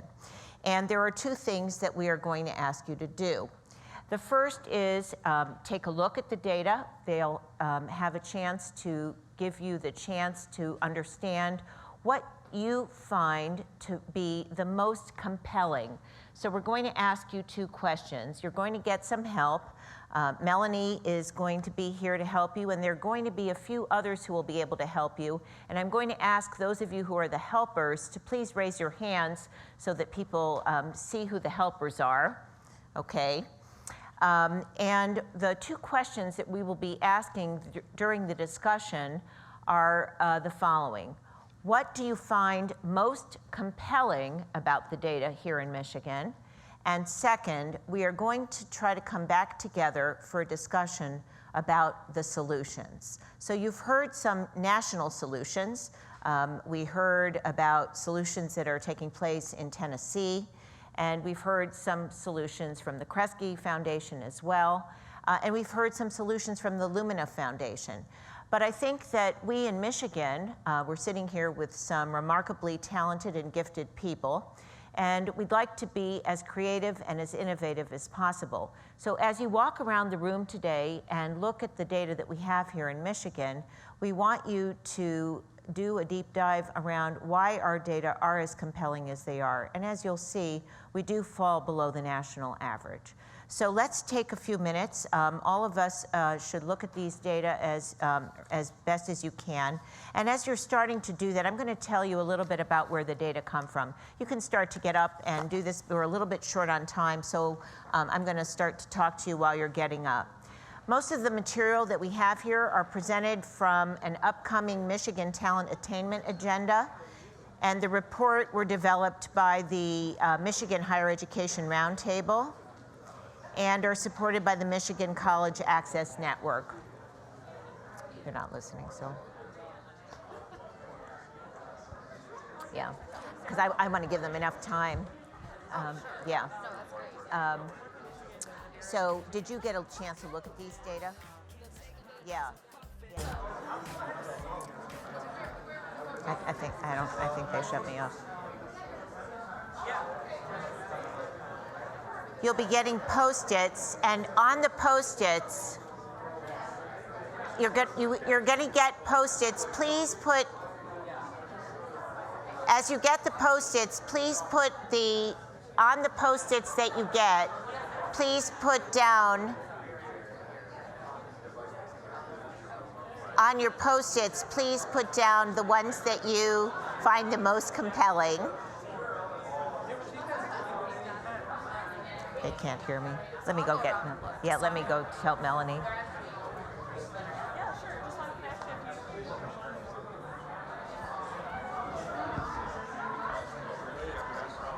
I'm not sure they're hearing me. Where is Melanie?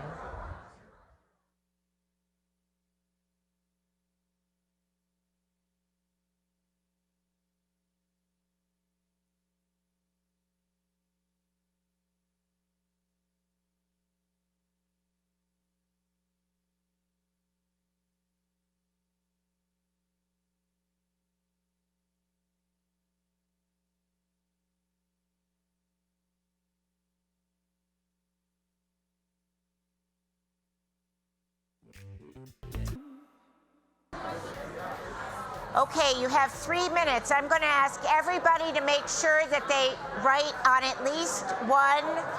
Everybody has 3 minutes. Please write on at least one Post-it note. Write at least one observation or one solution. You have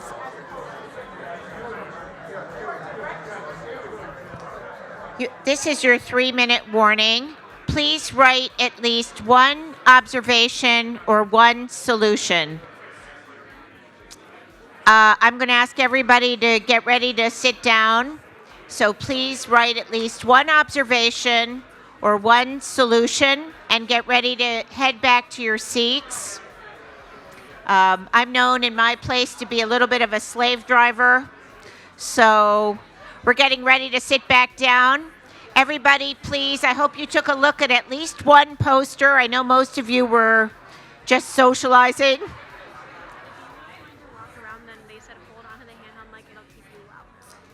Just hold on to the handout. Yeah. Okay. All right. Everybody, please head back to your seats. But before you do so, I hope you wrote on at least one Post-it or one.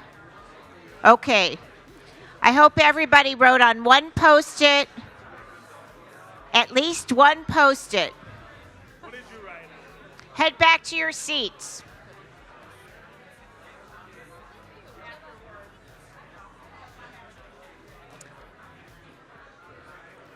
All right.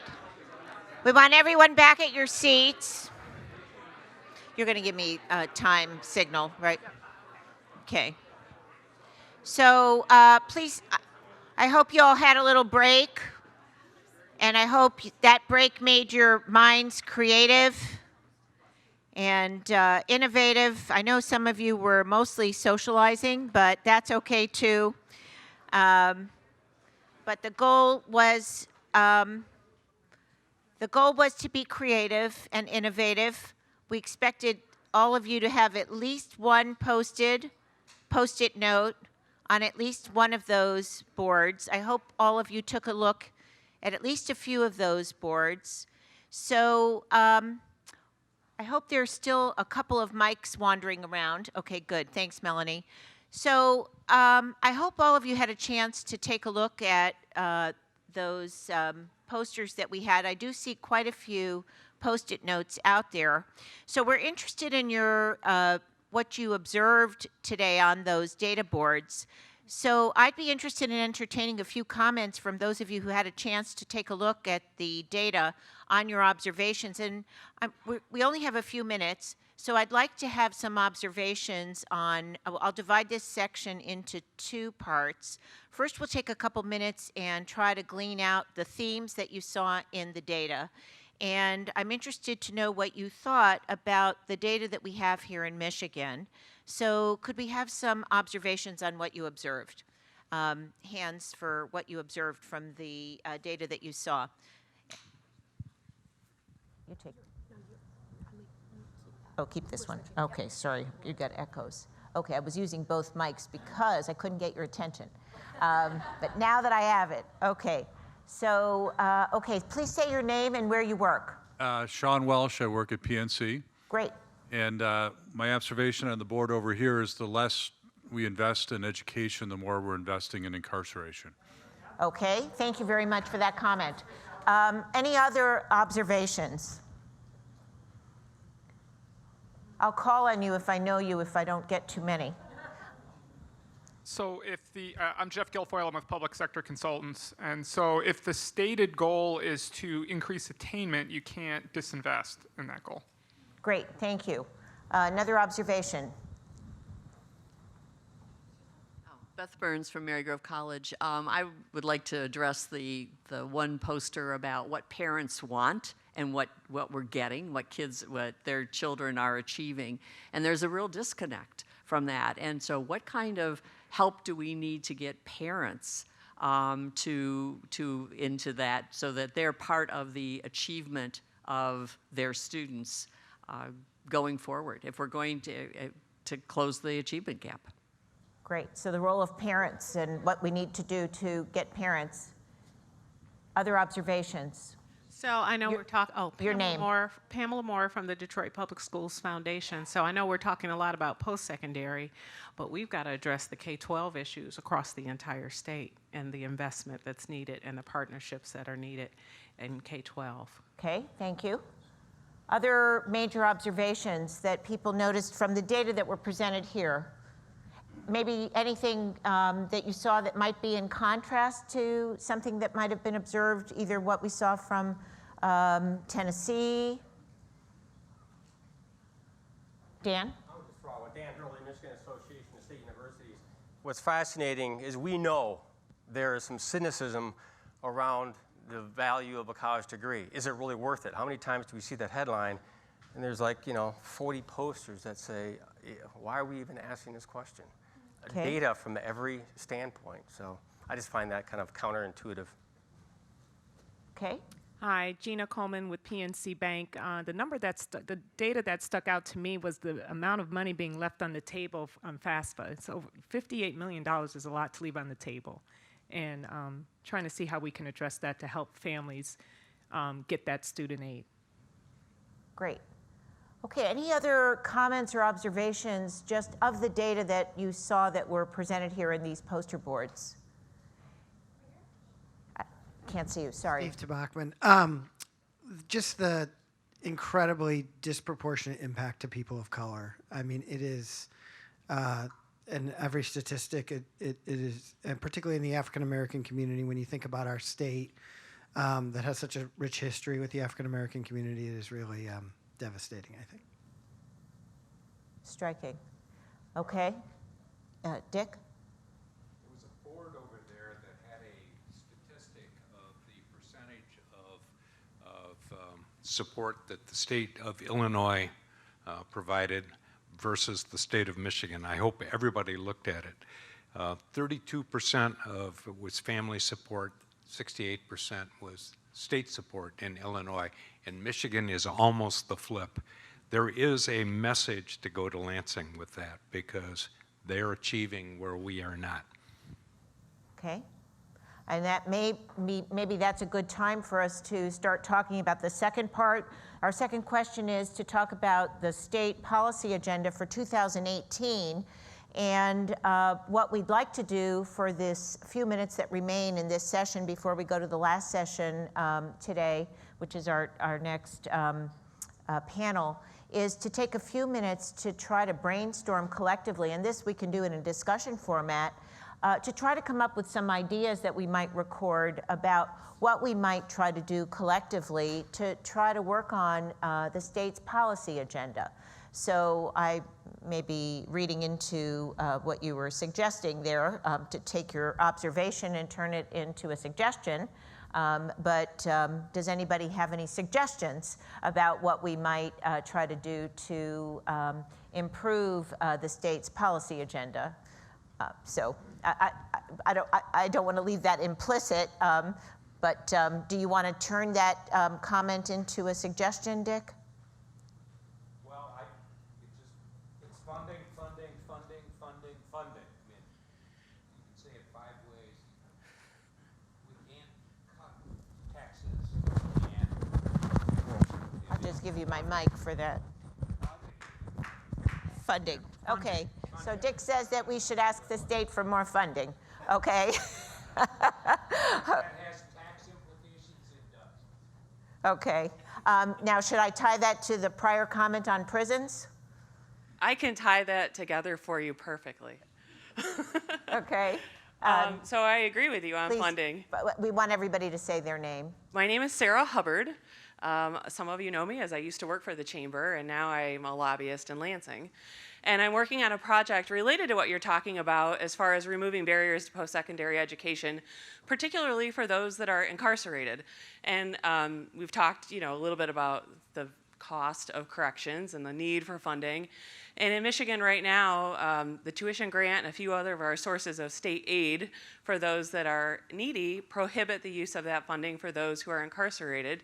Yet that is a ready pool of talent that could be tapped, particularly for those who will be leaving prison in the near term. And there is a pilot going on right now with a few of our community colleges in the state, but I wanted to just put that out there as a possible policy agenda, as we do need statutory changes to Michigan law to remove that prohibition to allow them to access that state aid. I want to take that thought a little bit further and let others maybe comment, react, respond, object.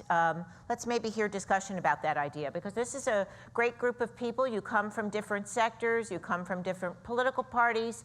I think this is a great place and time to hear more discussion about that particular idea. So I hope somebody's recording this or taking notes on what we're discussing here. So can we have some thoughts about that? Please state your name and maybe where you work before you comment. Thoughts and reactions? This is Steve Tabachman. I work at Global Detroit. This isn't in direct response to the last comment, but to the funding comment. As a former state legislator who was there while we made all these cuts, the reality is you have a messaging problem. People haven't bought into this agenda. That's the truth. That Michigan, particularly in this state, is dismissive of a secondary degree. The articles about is a college degree worth it, I think, are prevalent here, and it's a cultural norm in the state that goes back to our history of working, in manufacturing. And I think we have a lot of work to do to build a consensus for an agenda here to move forward before we can get into, I think, a policy agenda to be successful. Okay. Other comments, questions, thoughts, or solutions, either on this particular idea or other ones? I mean, we've identified the problem or an aspect of this problem. Do we have suggestions, solutions?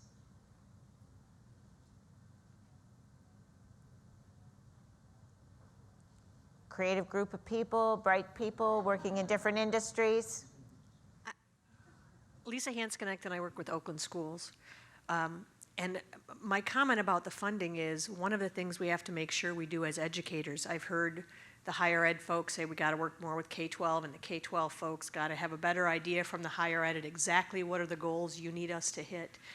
But we have to not compete against each other for the funding too, which is the way the system is set up right now.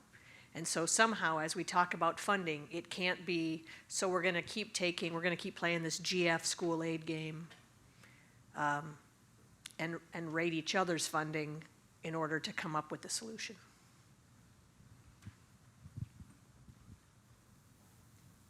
Okay.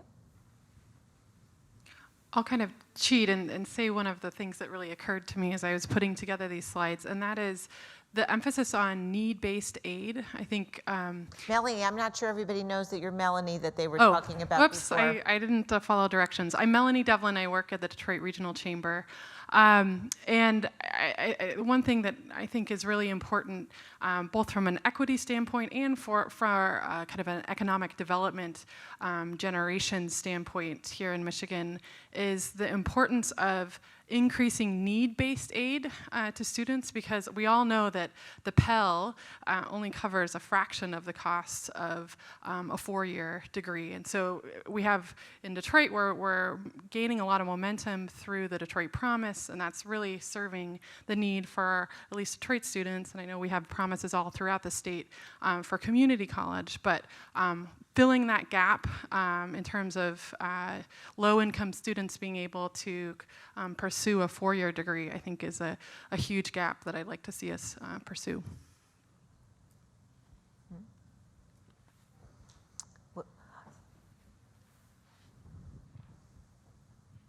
Robert Lefevre from Michigan Independent Colleges. Just to follow up on that last point, the students that receive the limited amount of financial aid that Michigan does provide have a 20% higher graduation rate. So it's money that's well spent. At our schools, we already have a fairly decent high graduation rate, but even they even eclipse that by another 20%. It's money very well spent, and we just don't spend enough of it on it. Yeah, great point. Dan, can someone, you have a mic on. It's not working. Oh.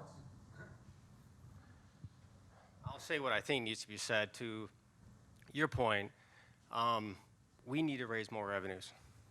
Instead of fighting over pieces of the pie, we need to grow the pie. There is a absolute correlation between educational attainment and per capita income across the country.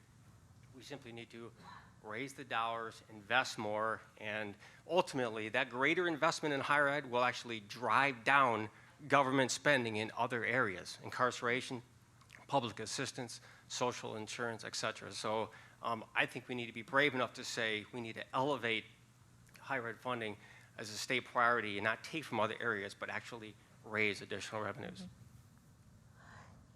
I'll make a couple comments about areas outside of funding. You know, we're spending a lot of time here talking about funding, but I can just say that at Oakland University, one of the things that we've recently done is discuss some initiatives with both Macomb Community College and Oakland Community College. And earlier, some of the data that were presented, and here too, we talk not as much in the data that you saw here, but talking about the poor graduation rates from community colleges. And we also have some concerns about graduation rates and retention rates.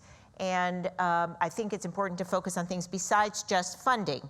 And so one of the initiatives that we are currently focused on is the transfer from community colleges to four-year colleges as another big initiative. So I just want to make people aware, and I know that my colleagues here from both Oakland and Macomb are here. I don't know if they're still here, I can't quite see, but Pete and Jim are here. And I want to just mention these initiatives that we have to make the transfer from community colleges to four-year colleges smoother, and to ensure that credits are transferred more easily, and that we can ensure that students graduate more easily, and that we can make it more financially sustainable for students and help them to graduate. So there are other kinds of initiatives besides simply dealing with state improvements in terms of funding. So there are other things that we should be doing for students, and I think that we should be focused as a state on many other kinds of things to help students that will make a difference. And I do think that Detroit Drives Degrees is focused on many of those kinds of things as well. And we as college leaders and university leaders and community college leaders are focused on many of those other things. And I do want to assure those of you that are coming out of the business community, for example, that we are very interested in that. I also think that it was very important to see the data from industry that we saw in those slides earlier, that investments from companies in helping students to go to college, in many of those examples, demonstrated a very high ROI, a very high return on investment. And I worked at Eli Lilly and Company before coming to Oakland University, and I know that there was a very high return on investment there too. When Lilly invested in students to go to universities, and in my case in the medical industry, the high return was definitely observed. And so it's a very high return on investment when you invest in kids going to college or universities or community colleges or trade schools. And so I think it's very important to think about what kind of a return we get, not just at the state and federal level, although that's a very important investment as well. So those are the kinds of things that I think we need to be thinking about, and not merely focusing on one single avenue. Other thoughts or comments on solutions that we should be engaged in, both individually and collectively, or working in pockets to try to do what we can to improve where we are here in Michigan, where we're falling, I think, behind and not leading the pack. We need to be thinking about how we can be leaders and not followers in this space. Other ideas? Dan? Oh, I'm sorry, you'll be next. Thank you. My name is Cassandra Aldridge. I'm the co-president of the State Board of Education, and I'm a vice president at Macomb Community College. And I just want to say one of the things that I think we need to do is stop convincing young people that they're not college material. One of the first slides over there uses the term college ready, and I'm just curious how many people in this room actually know what college ready means. Okay, here's what it means. It doesn't mean you're going to be in remedial education. It doesn't mean you can't go to college. I think when that one was done, it was probably under the ACT. It means that you hit a benchmark on all 4 levels of the ACT, and if you miss one, you're considered not college ready. I would have been not college ready, and I have a PhD. So all that means is college ready means you have a 50% likelihood of getting a B or higher in a corresponding college course. But we label these kids not college ready. And so for our first generation students in the state of Michigan, they see that and they believe it. So I think the first thing we need to do is stop using these misnomers that convince young people that they might not be college material or that college just isn't for them because they haven't scored high enough on a standardized test. That really, I think it really affects the mindset in this state, and it's something we need to get past, and we need to stop labeling these kids. And I think, Dan, you'll probably be the last question. So a statistic that Greg, I think, gave in his opening remarks was the 600,000 young people in our region, some college, no degree. You also referred to the fact that the population of 18-year-olds, just by the natural workings of demography, is falling. So I would say it's an urgent priority, both for DDD, but also for the state, to figure out more effective ways of encouraging and then facilitating college completion by hundreds of thousands of young people, some college, no degree. Yeah, I think that's a great comment. Okay, well, I think we have identified some of our problems, some of our solutions, but I would suggest that in our efforts for continuous improvement, we still have a long ways to go. And so I hope by this point next year, we'll have identified many more solutions. So maybe at this session next year, we'll have more ideas ahead of us, because I suggest we'll have more work to do. So we'll look forward to this next year, and we'll look forward to the next panel. Please welcome Chief Executive Officer of the Michigan Association of State Universities, Dan Hurley. Executive Director of the Michigan College Access Network, Brandy Johnson. Former Budget Director for the State of Michigan and former Chair of the Michigan House Appropriations Committee, Al Pashoka. And returning to the stage to moderate the session, host of Detroit Public Television and WDET 101.9 FM, Stephen Henderson. Hey. Okay, so Al, yeah, I want to start with you. I had a funny feeling that was going to happen. You were the budget director here in the state of Michigan, also a legislator, prominent legislator, head of a committee that makes a lot of these decisions about how we fund the various priorities in our state. You heard a lot of folks during that last session talk about funding and the balance between funding and taxes. The party that you were a member of comes down pretty firmly on one side of that equation and has for a very long time in the state, that the priority is to keep taxes low, and no matter what that means for other parts of the budget. Tell us why that... Is there a question, Stephen? I'm getting to it. Okay. Can you tell us why that makes sense? Let me go with a couple of things. And first, I want to respond to Representative Tabachman, who is right that you have a messaging problem, but you have a lot more than a messaging problem. Okay. Right? I was the Probst chair, but I was also higher ed chair. In my first year as higher ed chair, we increased higher ed funding by $82 million. That was the largest increase in 15 years. I took a beating in my caucus in order to get that done. That was not an easy thing to do. I think it was the right thing to do. I think it was the right policy, and we just had that huge cut The first year I was in the legislature, we cut higher ed 15%. And I think we're still at about where we were in 2011. You've got more than a messaging problem. And let me give you a peek behind the curtain of that Republican caucus. Especially among my younger members, you have hostility towards higher education. Hostility. Not just they don't want to fund any of it. And these are individuals who went to your schools, and they are openly hostile about spending money on higher ed. And it's not good. One of the reasons, I think, is they don't hear anything from their constituents about higher ed funding. So somebody had mentioned parents or other folks. I've knocked on, Stephen, probably hundreds of thousands of doors in this state, trying to run for leadership. Nobody ever said to me, hey, representative, go get us more money for higher ed. They told me go fix the roads. They told me fix auto insurance. Told you a whole bunch of issues. Higher ed did not rise to that level. The other thing is, I think there's a significant role for the business community to play here. I now work for a workforce group.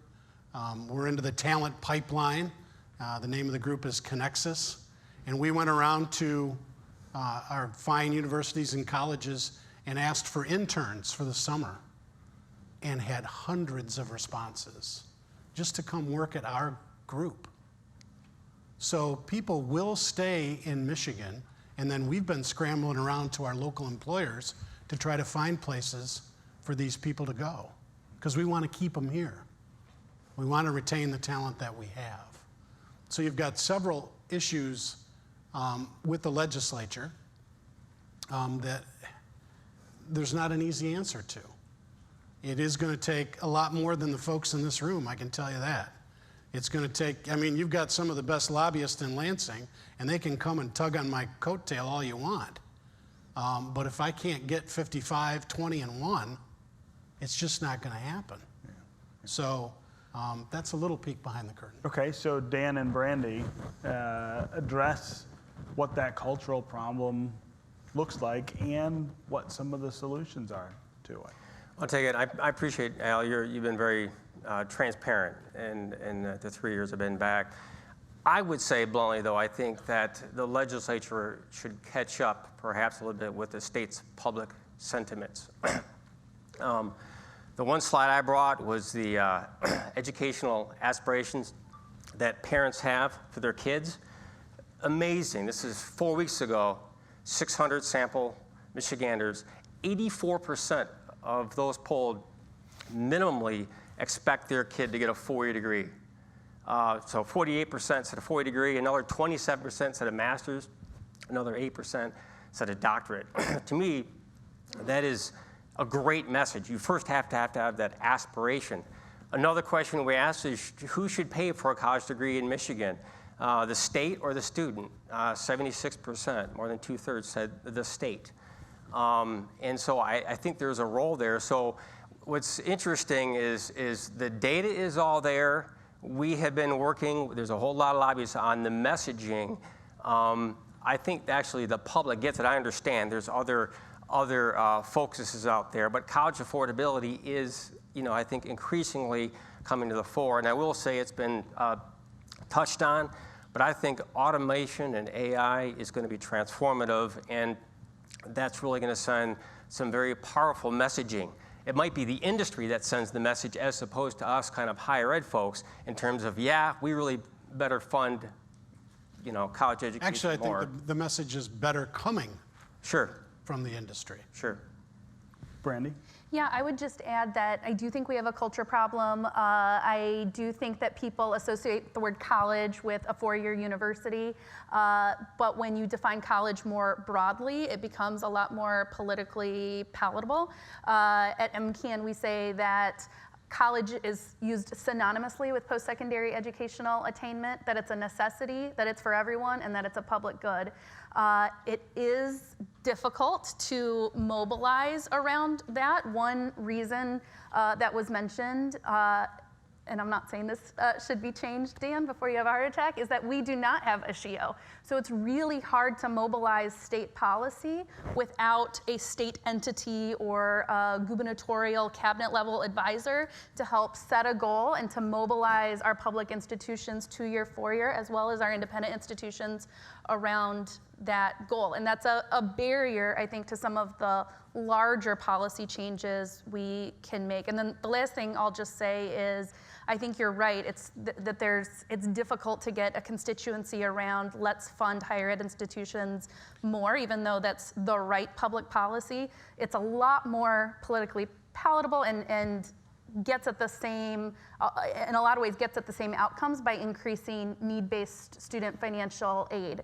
Although all of our financial aid in Michigan has a need-based component, we rank about 40th amongst the 50 states in terms of how much we invest in per capita. And affordability, and I would argue perceived affordability, is the #1 barrier that students and parents across, no matter how you slice and dice the data demographically, geographically, affordability is the reason why students don't pursue and complete post-secondary credentials. You know, Al, I've had conversations with legislators before about, and I'm sort of, I guess, recognizing a similar pattern here. When you talk to people about roads, and you talk about why, you know, if you do a survey, everybody says, we need to fix the roads, right? They're a mess. I don't like to drive on them. It costs me too much to fix my car. And then when we put on the ballot, you know, a proposal that will raise the money to do that, people vote it down. I know, it was one of the 19%. That's right. But sometimes what people say is, I don't believe that this solution will bring about, or this effort will bring about the solution that I want. In other words, you could raise my taxes. We don't trust you. We don't right? trust you. That's right. Is that something you hear about higher ed as well? I do, and I think it's not only we don't trust you, it's we have these very short term limits where folks are in and out of office very quickly. Mm-hmm. You have a partisan divide that is there, right? So there's a lot of factors that go into that. But I'm not your typical Republican either, Right, because I was for Medicaid expansion, and I'm voted for every road thing there was out there and tried to get more money for higher ed. But I think there's a way for you to do this. But it has to come in a different way. So I think Sarah had a great idea on the prison piece. Robert talked a little bit about financial aid. There are policy things that you could advocate for where the role of government kind of changes. If you expect Lansing or Washington to have this great epiphany that they're going to start giving you more money, that's not going to happen. The creativity and the innovation is going to have to come from what I consider you folks, the local level. You're going to have to bring these ideas forward and then find the appropriations that way and work that way, rather than say, hey, I just need 5%, or I need 100 million, or I think there are ways to do this, and you can build some constituencies and you can get business involved. And I think business will come to the table, but you got to give them something to do. Dan, you represent the state universities in the state. Talk about how much we should trust them, right? This idea that Al says that, you know, we don't trust you to deliver the outcomes we want. Is that a reasonable mistrust? So, I don't know if it's a trust issue. If you take our collective set of universities, we'll go head to head with any set of institutions in this country on any outcome, maybe except price, because we're a lower funded state. I'll be honest, I think a lot of the cynicism around the country and here in Michigan has nothing to do with outcomes or funding or anything fiscal. I think it's social. Yeah. Let's go there. Let's talk about campus free speech. You take one tweet from one professor, and then the whole sector is painted with one. So, so I think that's one issue at play. One thing I'm pleased to share on the issue of messaging. I think the state's population is there in terms of having high aspirations. I think that's really great, especially given our industrial legacy past.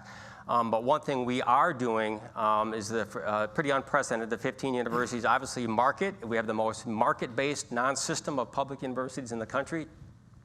But we're coming together on a 2-year, $1 million campaign, a marketing branding campaign primarily aimed at boosting enrollment.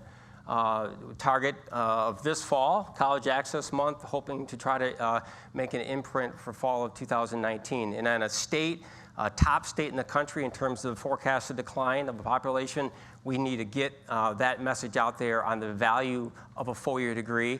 And so the target is students and parents, but hopefully resonating back to Lansing throughout the state, and so they have a better appreciation, understanding of the outcomes that are taking place and a better, higher level of trust based on the data. Brandy, talk about the need to move sort of seamlessly between the conversation about access and the conversation about completion, which is another outcome that I think maybe people are dubious of. Yeah, so students that go to post-secondary more ready are more likely to succeed. And I don't just mean academic readiness. The data that you mentioned, Cassandra, is using the SAT data. It's the new data. It would be a 480 on the English and a 530 on the math, having to hit both benchmarks. I bet there's a lot of people in this room that wouldn't be college ready in math. And so I think your point is really well taken. Students need to be able to pursue post-secondary education, especially right out of the K-12 pipeline without the need for remedial education. I think there's a lot of work we can do there. But we also look at the cultural barriers, the sort of navigational barriers, and the financial barriers. So students do need to have the aspirations of wanting to go to college, thinking they need to go to college, and thinking that they can succeed once they get there. If they don't have that sort of self-esteem about their fit in the higher education system, that's a problem. Students also need better navigational support. Students should be smart shoppers, informed consumers, be aware of their right match and fit based on a whole number of factors, including their career aspirations. And so a lot of that does not happen, sadly, with school counselors with a ratio of over 700 to 1 in our high schools. Students need better support and advice as they're making their transition into post-secondary education. And then, of course, I mentioned affordability, and not just, obviously, college is expensive. We are one of the highest priced states for public tuition, but also it's really unhelpful to have this is college worth it headline every single day. Because if you are a low-income student, a student of color, a student who is first in their family to go to college like I was, that is a really demoralizing fact. Rich kids can filter out that message, like, yes, if you read to the end of the article, it always concludes, yes, college is worth it. Poor kids don't have that same filtering ability. Al, you mentioned term limits as one of the aggravators here in terms of getting people's attention shifted. But I wonder if there are other things also about the way our government is structured that lend themselves to not progressing on this issue. I'm thinking gerrymandering, for instance, the way that we draw districts here. I just think we've lost the ability to compromise, right, and to find common ground a lot of times. That's seen as more of a weakness than a strength. Mm-hmm. And we see that at the national level and at the local level. I want to just follow up on what Dan said. There is an ideological problem, right? And when I mentioned my younger colleagues, and if you look at our legislature now, we've got a lot of folks in their 20s and early 30s and people in their 60s and 70s. Guys my age aren't running anymore. It's just, and if you look at different communities and look at who's running, but to Dan's point, some of that ideology does come up, right? And especially among younger conservative members, that when they see things that happen on campus, they use that as a hammer, as this is why we should not fund higher ed. You're right. So, solutions. Things we can do in the short term to sort of just turn the ship in the opposite direction. I would say more of a reliance on financial aid, not just general appropriations, would be good. I think you can come up with some other clever ways to work appropriations for higher ed into that mix. I would engage business directly and make sure that tie is very strong about not only is business your talent pipeline, I think they could be your major advocate. Because if we look at where I am now, the three big economic drivers are we're aging, we're getting smaller, and our educational attainment is going down. So smaller, dumber, and older is not really a great way to drive economic change. So those are the three big economic challenges that are out there, and I think you can address all three of those. And do you feel like those are things that could attract, bipartisan support in the current environment? I don't think any of that is partisan. I mean, more financial aid is not a partisan issue. If you just say more money for higher ed, then it becomes a little more partisan. But if you say, look, we're going to help students directly, the more you can make that connection, I think the better off you'll be. I would certainly agree with the need-based financial aid. I mean, I think that we've seen it to be very popular. I think it needs to be simplified. One of the problems with our largest current financial aid program is the messaging of it. If you were on Medicaid in the 8th grade for 18 months in a 24-month period, then you might be able to qualify for the scholarship, but first you have to call this phone number at the Department of Treasury, and it's not a really good message to send to our young people. So I think a big investment in a financial aid that is consolidated and simplified would be huge. Back to Haley and Emily's point, I think hoping to have the next governor be really ambitious about setting a goal. It sounds silly, but having something to mobilize an agenda around, I think would be really, really powerful. And I do think it is something that can absolutely be bipartisan. And I'm with the Michigan College Access Network. I would say 80 to 90% of our strategies are aimed at the traditional age population, which is important, so straight out of high school.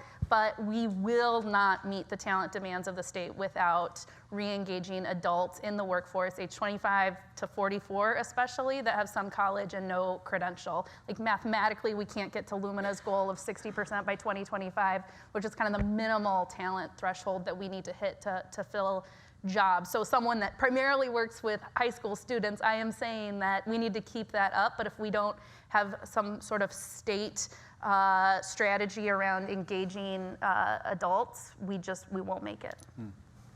Everything she just said. So certainly I can get behind need-based financial aid. I would say, to be real clear, every dollar of operating support increase to all 15 universities over the last decade, every dollar plus more went right into institutional financial need-based aid.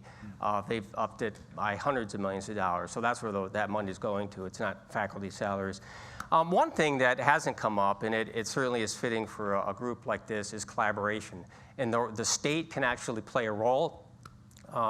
I would say, I think Robert could probably concur with this, that the state's public universities, community colleges, and independent colleges are probably working more collaboratively right now on student success across the state. We actually got $1 million appropriation this year to foster that work. We are, as an association, are a recipient of a great Kresge grant to build our capacity around student success. So that's, and then of course working with BLM and the chamber.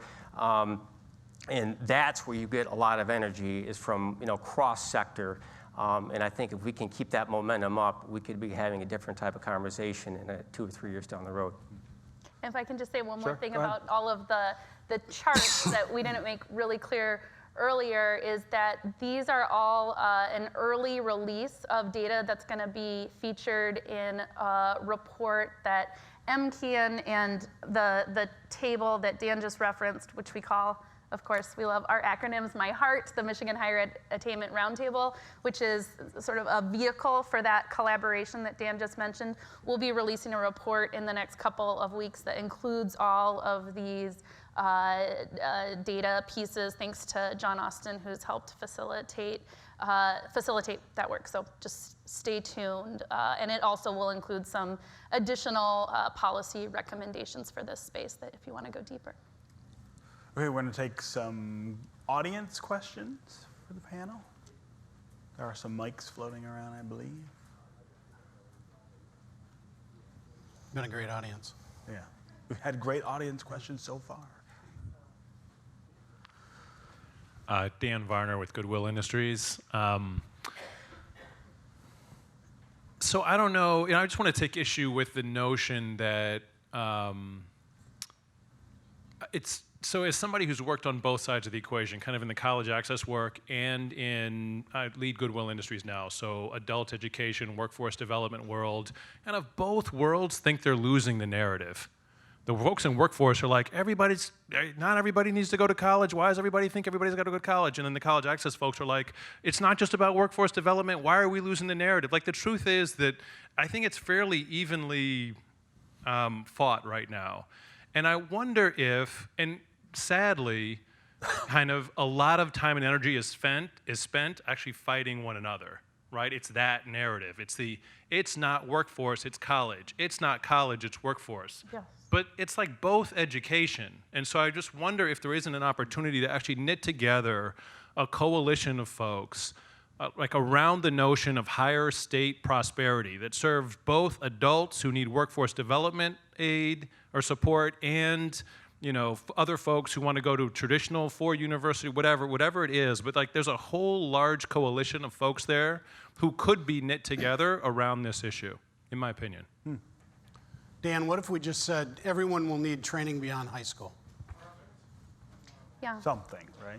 Yeah, I would echo. I think that's a great comment. I would go with more education for all. I mean, everyone would benefit from the next level of education, whatever that is. And you're right. There has been, I think, some turf issues over the years, and that's not helpful. We need more of all types of credentials, from certificates to applied associate's degrees to bachelor's degrees to graduate and professional degrees. What we need fewer of are those with a high school diploma or a GED as their terminal credential. And yeah, I think it's a messaging problem, but I think that a lot of us are there, but it is really frustrating to have that infighting within post-secondary education.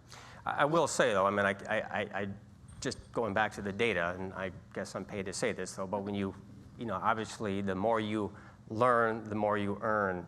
And you look at, and this is not healthy for an economy. It's helpful for people like me that speak about, 4-year degrees and higher. But you look at from 2000 to 2016, wage growth for those with a 4-year degree went up 8%.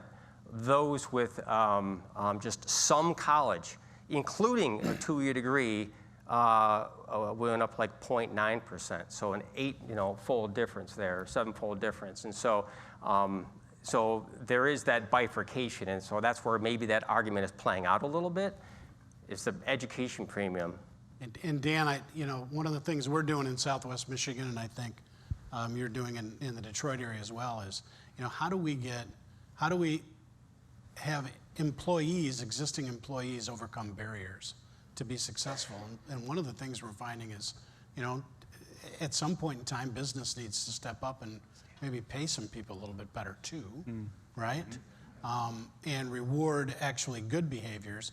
But some of the barriers that we're finding, and I've only been a couple of months with this group, but one thing that just shocked me, and we live in an area called the heart of the fruit belt, the biggest barrier for people was food, which in Michigan I found bizarre. Right. But it was, you'll pay the car note, you pay the mortgage, you scrimp on the food, right? It's a huge barrier. Yeah, thank you. Beth Burns at Marygrove College in Detroit. I guess what I would like maybe some reflection on is the cultural aspect a little bit deeper and back into history. And for those of you who've been to Kalamazoo, Michigan, there's a display, there's a marker, historical marker about high school, and that people actually had to go to court to make high school generally available in the city and perhaps farther, Because there was a time when people did, had this conversation about going to high school. 8th grade was enough to get done what you needed to do.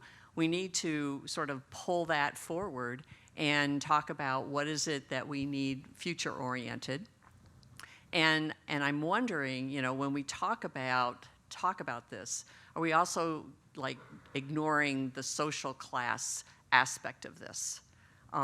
We talk about kids whose parents, like me, I mean, my mom was a school teacher, my dad was an engineer at Chrysler.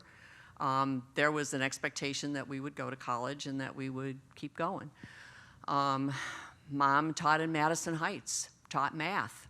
And she would have arguments with her students about going to school and going to college, finishing high school. And this was, she retired in the 70s. But it's still the cultural about this. It can't be just part of the cultural warfare anymore. It's got to be generalized as much as high school has been generalized.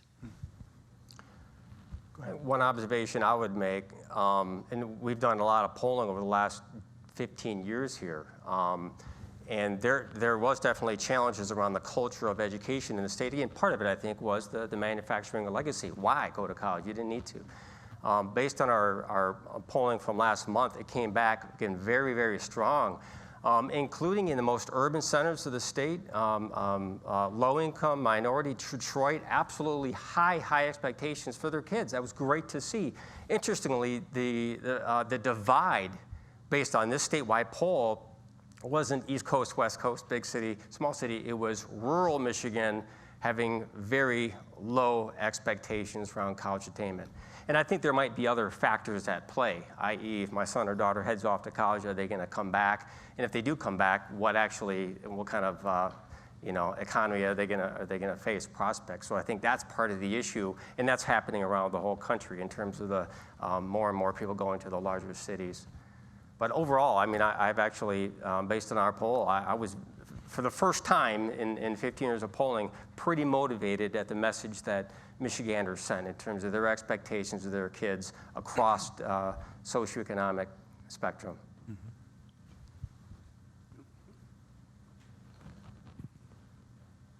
Paul Hildegonds with the Michigan Health Endowment Fund. Question for Al. Hi, Paul. Mr. Speaker. Al, Dan stated earlier that we not only have a funding problem when it comes to higher ed, but a revenue issue for the state, the overall size of the pie. Reflecting on your time in the legislature and as budget director, do we have a revenue issue that requires a look at taxes? And should the business community be more engaged in that conversation? I think you're going to find, Paul, probably in maybe not in the 2020 budget, but in the 2021 budget. There's been a lot of promises made on the general fund. And the general fund is just over $10 billion. The state of Michigan spends $56.7 billion, but the general fund is only about 10.5. So the rest of it is restricted revenue. So you can't just pull Medicaid dollars to go build roads, though we do a good job washing money a little bit, right? I mean, and turning certain things into general fund. But there's going to be, Mr. Speaker, a general fund shortfall probably in the next 2 years. And if the economy takes any kind of hiccup, that general fund will be hit really hard. So and yet there's a debate in the legislature about lowering taxes, right? Then the big debate is, let's lower the rate. So when they say lower the income tax rate, that is the general fund, and the general fund is most of what funds higher ed. So as the income tax rate is reduced, that 75% goes to general fund. Good questions to ask folks when they knock on your door. Yes. Other questions?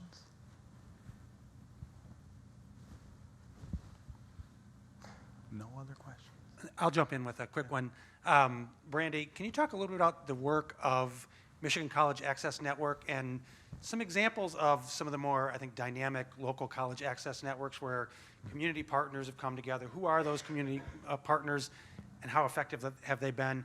And a little bit too about the College Advising Corps and their impact. Sure. So as Bill had mentioned, MCAN's just about 7.5 years old, and since I founded it in 2010, one of our primary strategies has been helping to form what we call local college access networks, or LCANs. We have about 30 of these LCANs across the state, and what they are community-based cross-sector alliances, including very high-level leaders, decision makers from K-12, higher education, business, philanthropy, the nonprofit sector, and government, elected officials, who do what I wish we could do at the state: set a big goal for their community, start to align resources, identify their biggest weaknesses and gaps, because the problems that we see in Lake County are definitely not the same ones we see in Washtenaw County. So they mobilize leaders, they mobilize resources and funding, and really start to work collaboratively. I know we have representatives from the Detroit College Access Network and the Wayne County College Access Network in the room, but there's about 30 of these across the state, and we are, of course, honored to work with Detroit Drives Degrees and the Detroit College Access Network. One of the more innovative things that MCAN has undertaken over the last couple of years is the Advise Michigan program, which places recent college grads, keeps them in the state, trains them really well in career navigation, admissions, and financial aid policy, and places them directly in high schools. Across our program, and we have 2 sister programs based at U of M and MSU, we collectively put 100 young people with a really great job out of college working directly in high schools alongside school counselors to help students plan, apply, and pay for college. And we've seen high schools that have really, really high needs just dramatically increase their college enrollment rates, and also, to the point that's now been made several times, help make more informed choices about where they are pursuing their post-secondary credentials based on an individual. School counselors do not have the ability to sit down one-on-one with a student and say, let's talk about your post-secondary plan, what your career goals are, what would be a good match and fit for you. But our advisors do. They're also really uniquely funded. We combine federal resources, state resources, institutional resources, and locally leveraged resources from a school district, ISD, community foundation, United Way, in order to make this program incredibly sustainable. So a little bit of investment at the state level, which has been hugely bipartisan, has gone a long way in leveraging non-state dollars. Okay, any more questions for the panel? No? All right, well, let's thank our panelists here. So we're going to wrap up. I started the session, it seemed like a long time ago, by thanking all of you for making the trip up early, and I want to thank you for not only doing that, but staying through this long session. You can, I think, magnify the impact we have here by taking a look at these data around the room, and make sure you're talking these points up to other conferees the rest of this week. I want to thank Steve for moderating, and all of our presenters for really robust and informative conversations here. I want to thank Dick and Dan for their leadership of Detroit Drives Degrees, and to Aura for stepping up, and as Dan steps away, as stepping up as the co-chair on the educational side of Detroit Drives Degrees. And lastly, I want to encourage anybody who's interested in some of what we've been talking about today to join us on the front porch at 8:30 tomorrow morning. We're going to have Wayne State University, Macomb Community College, the Kresge Foundation. Our CEO, Sandy Brewer, will be talking about a new initiative to engage these adults, the 690,000 people in Southeast Michigan with some college but no credential, and their willingness, I think, to be innovative in how they reach out to those students so that we can not just talk about the importance of this, but start to get results. So join us there. Thank you all very much.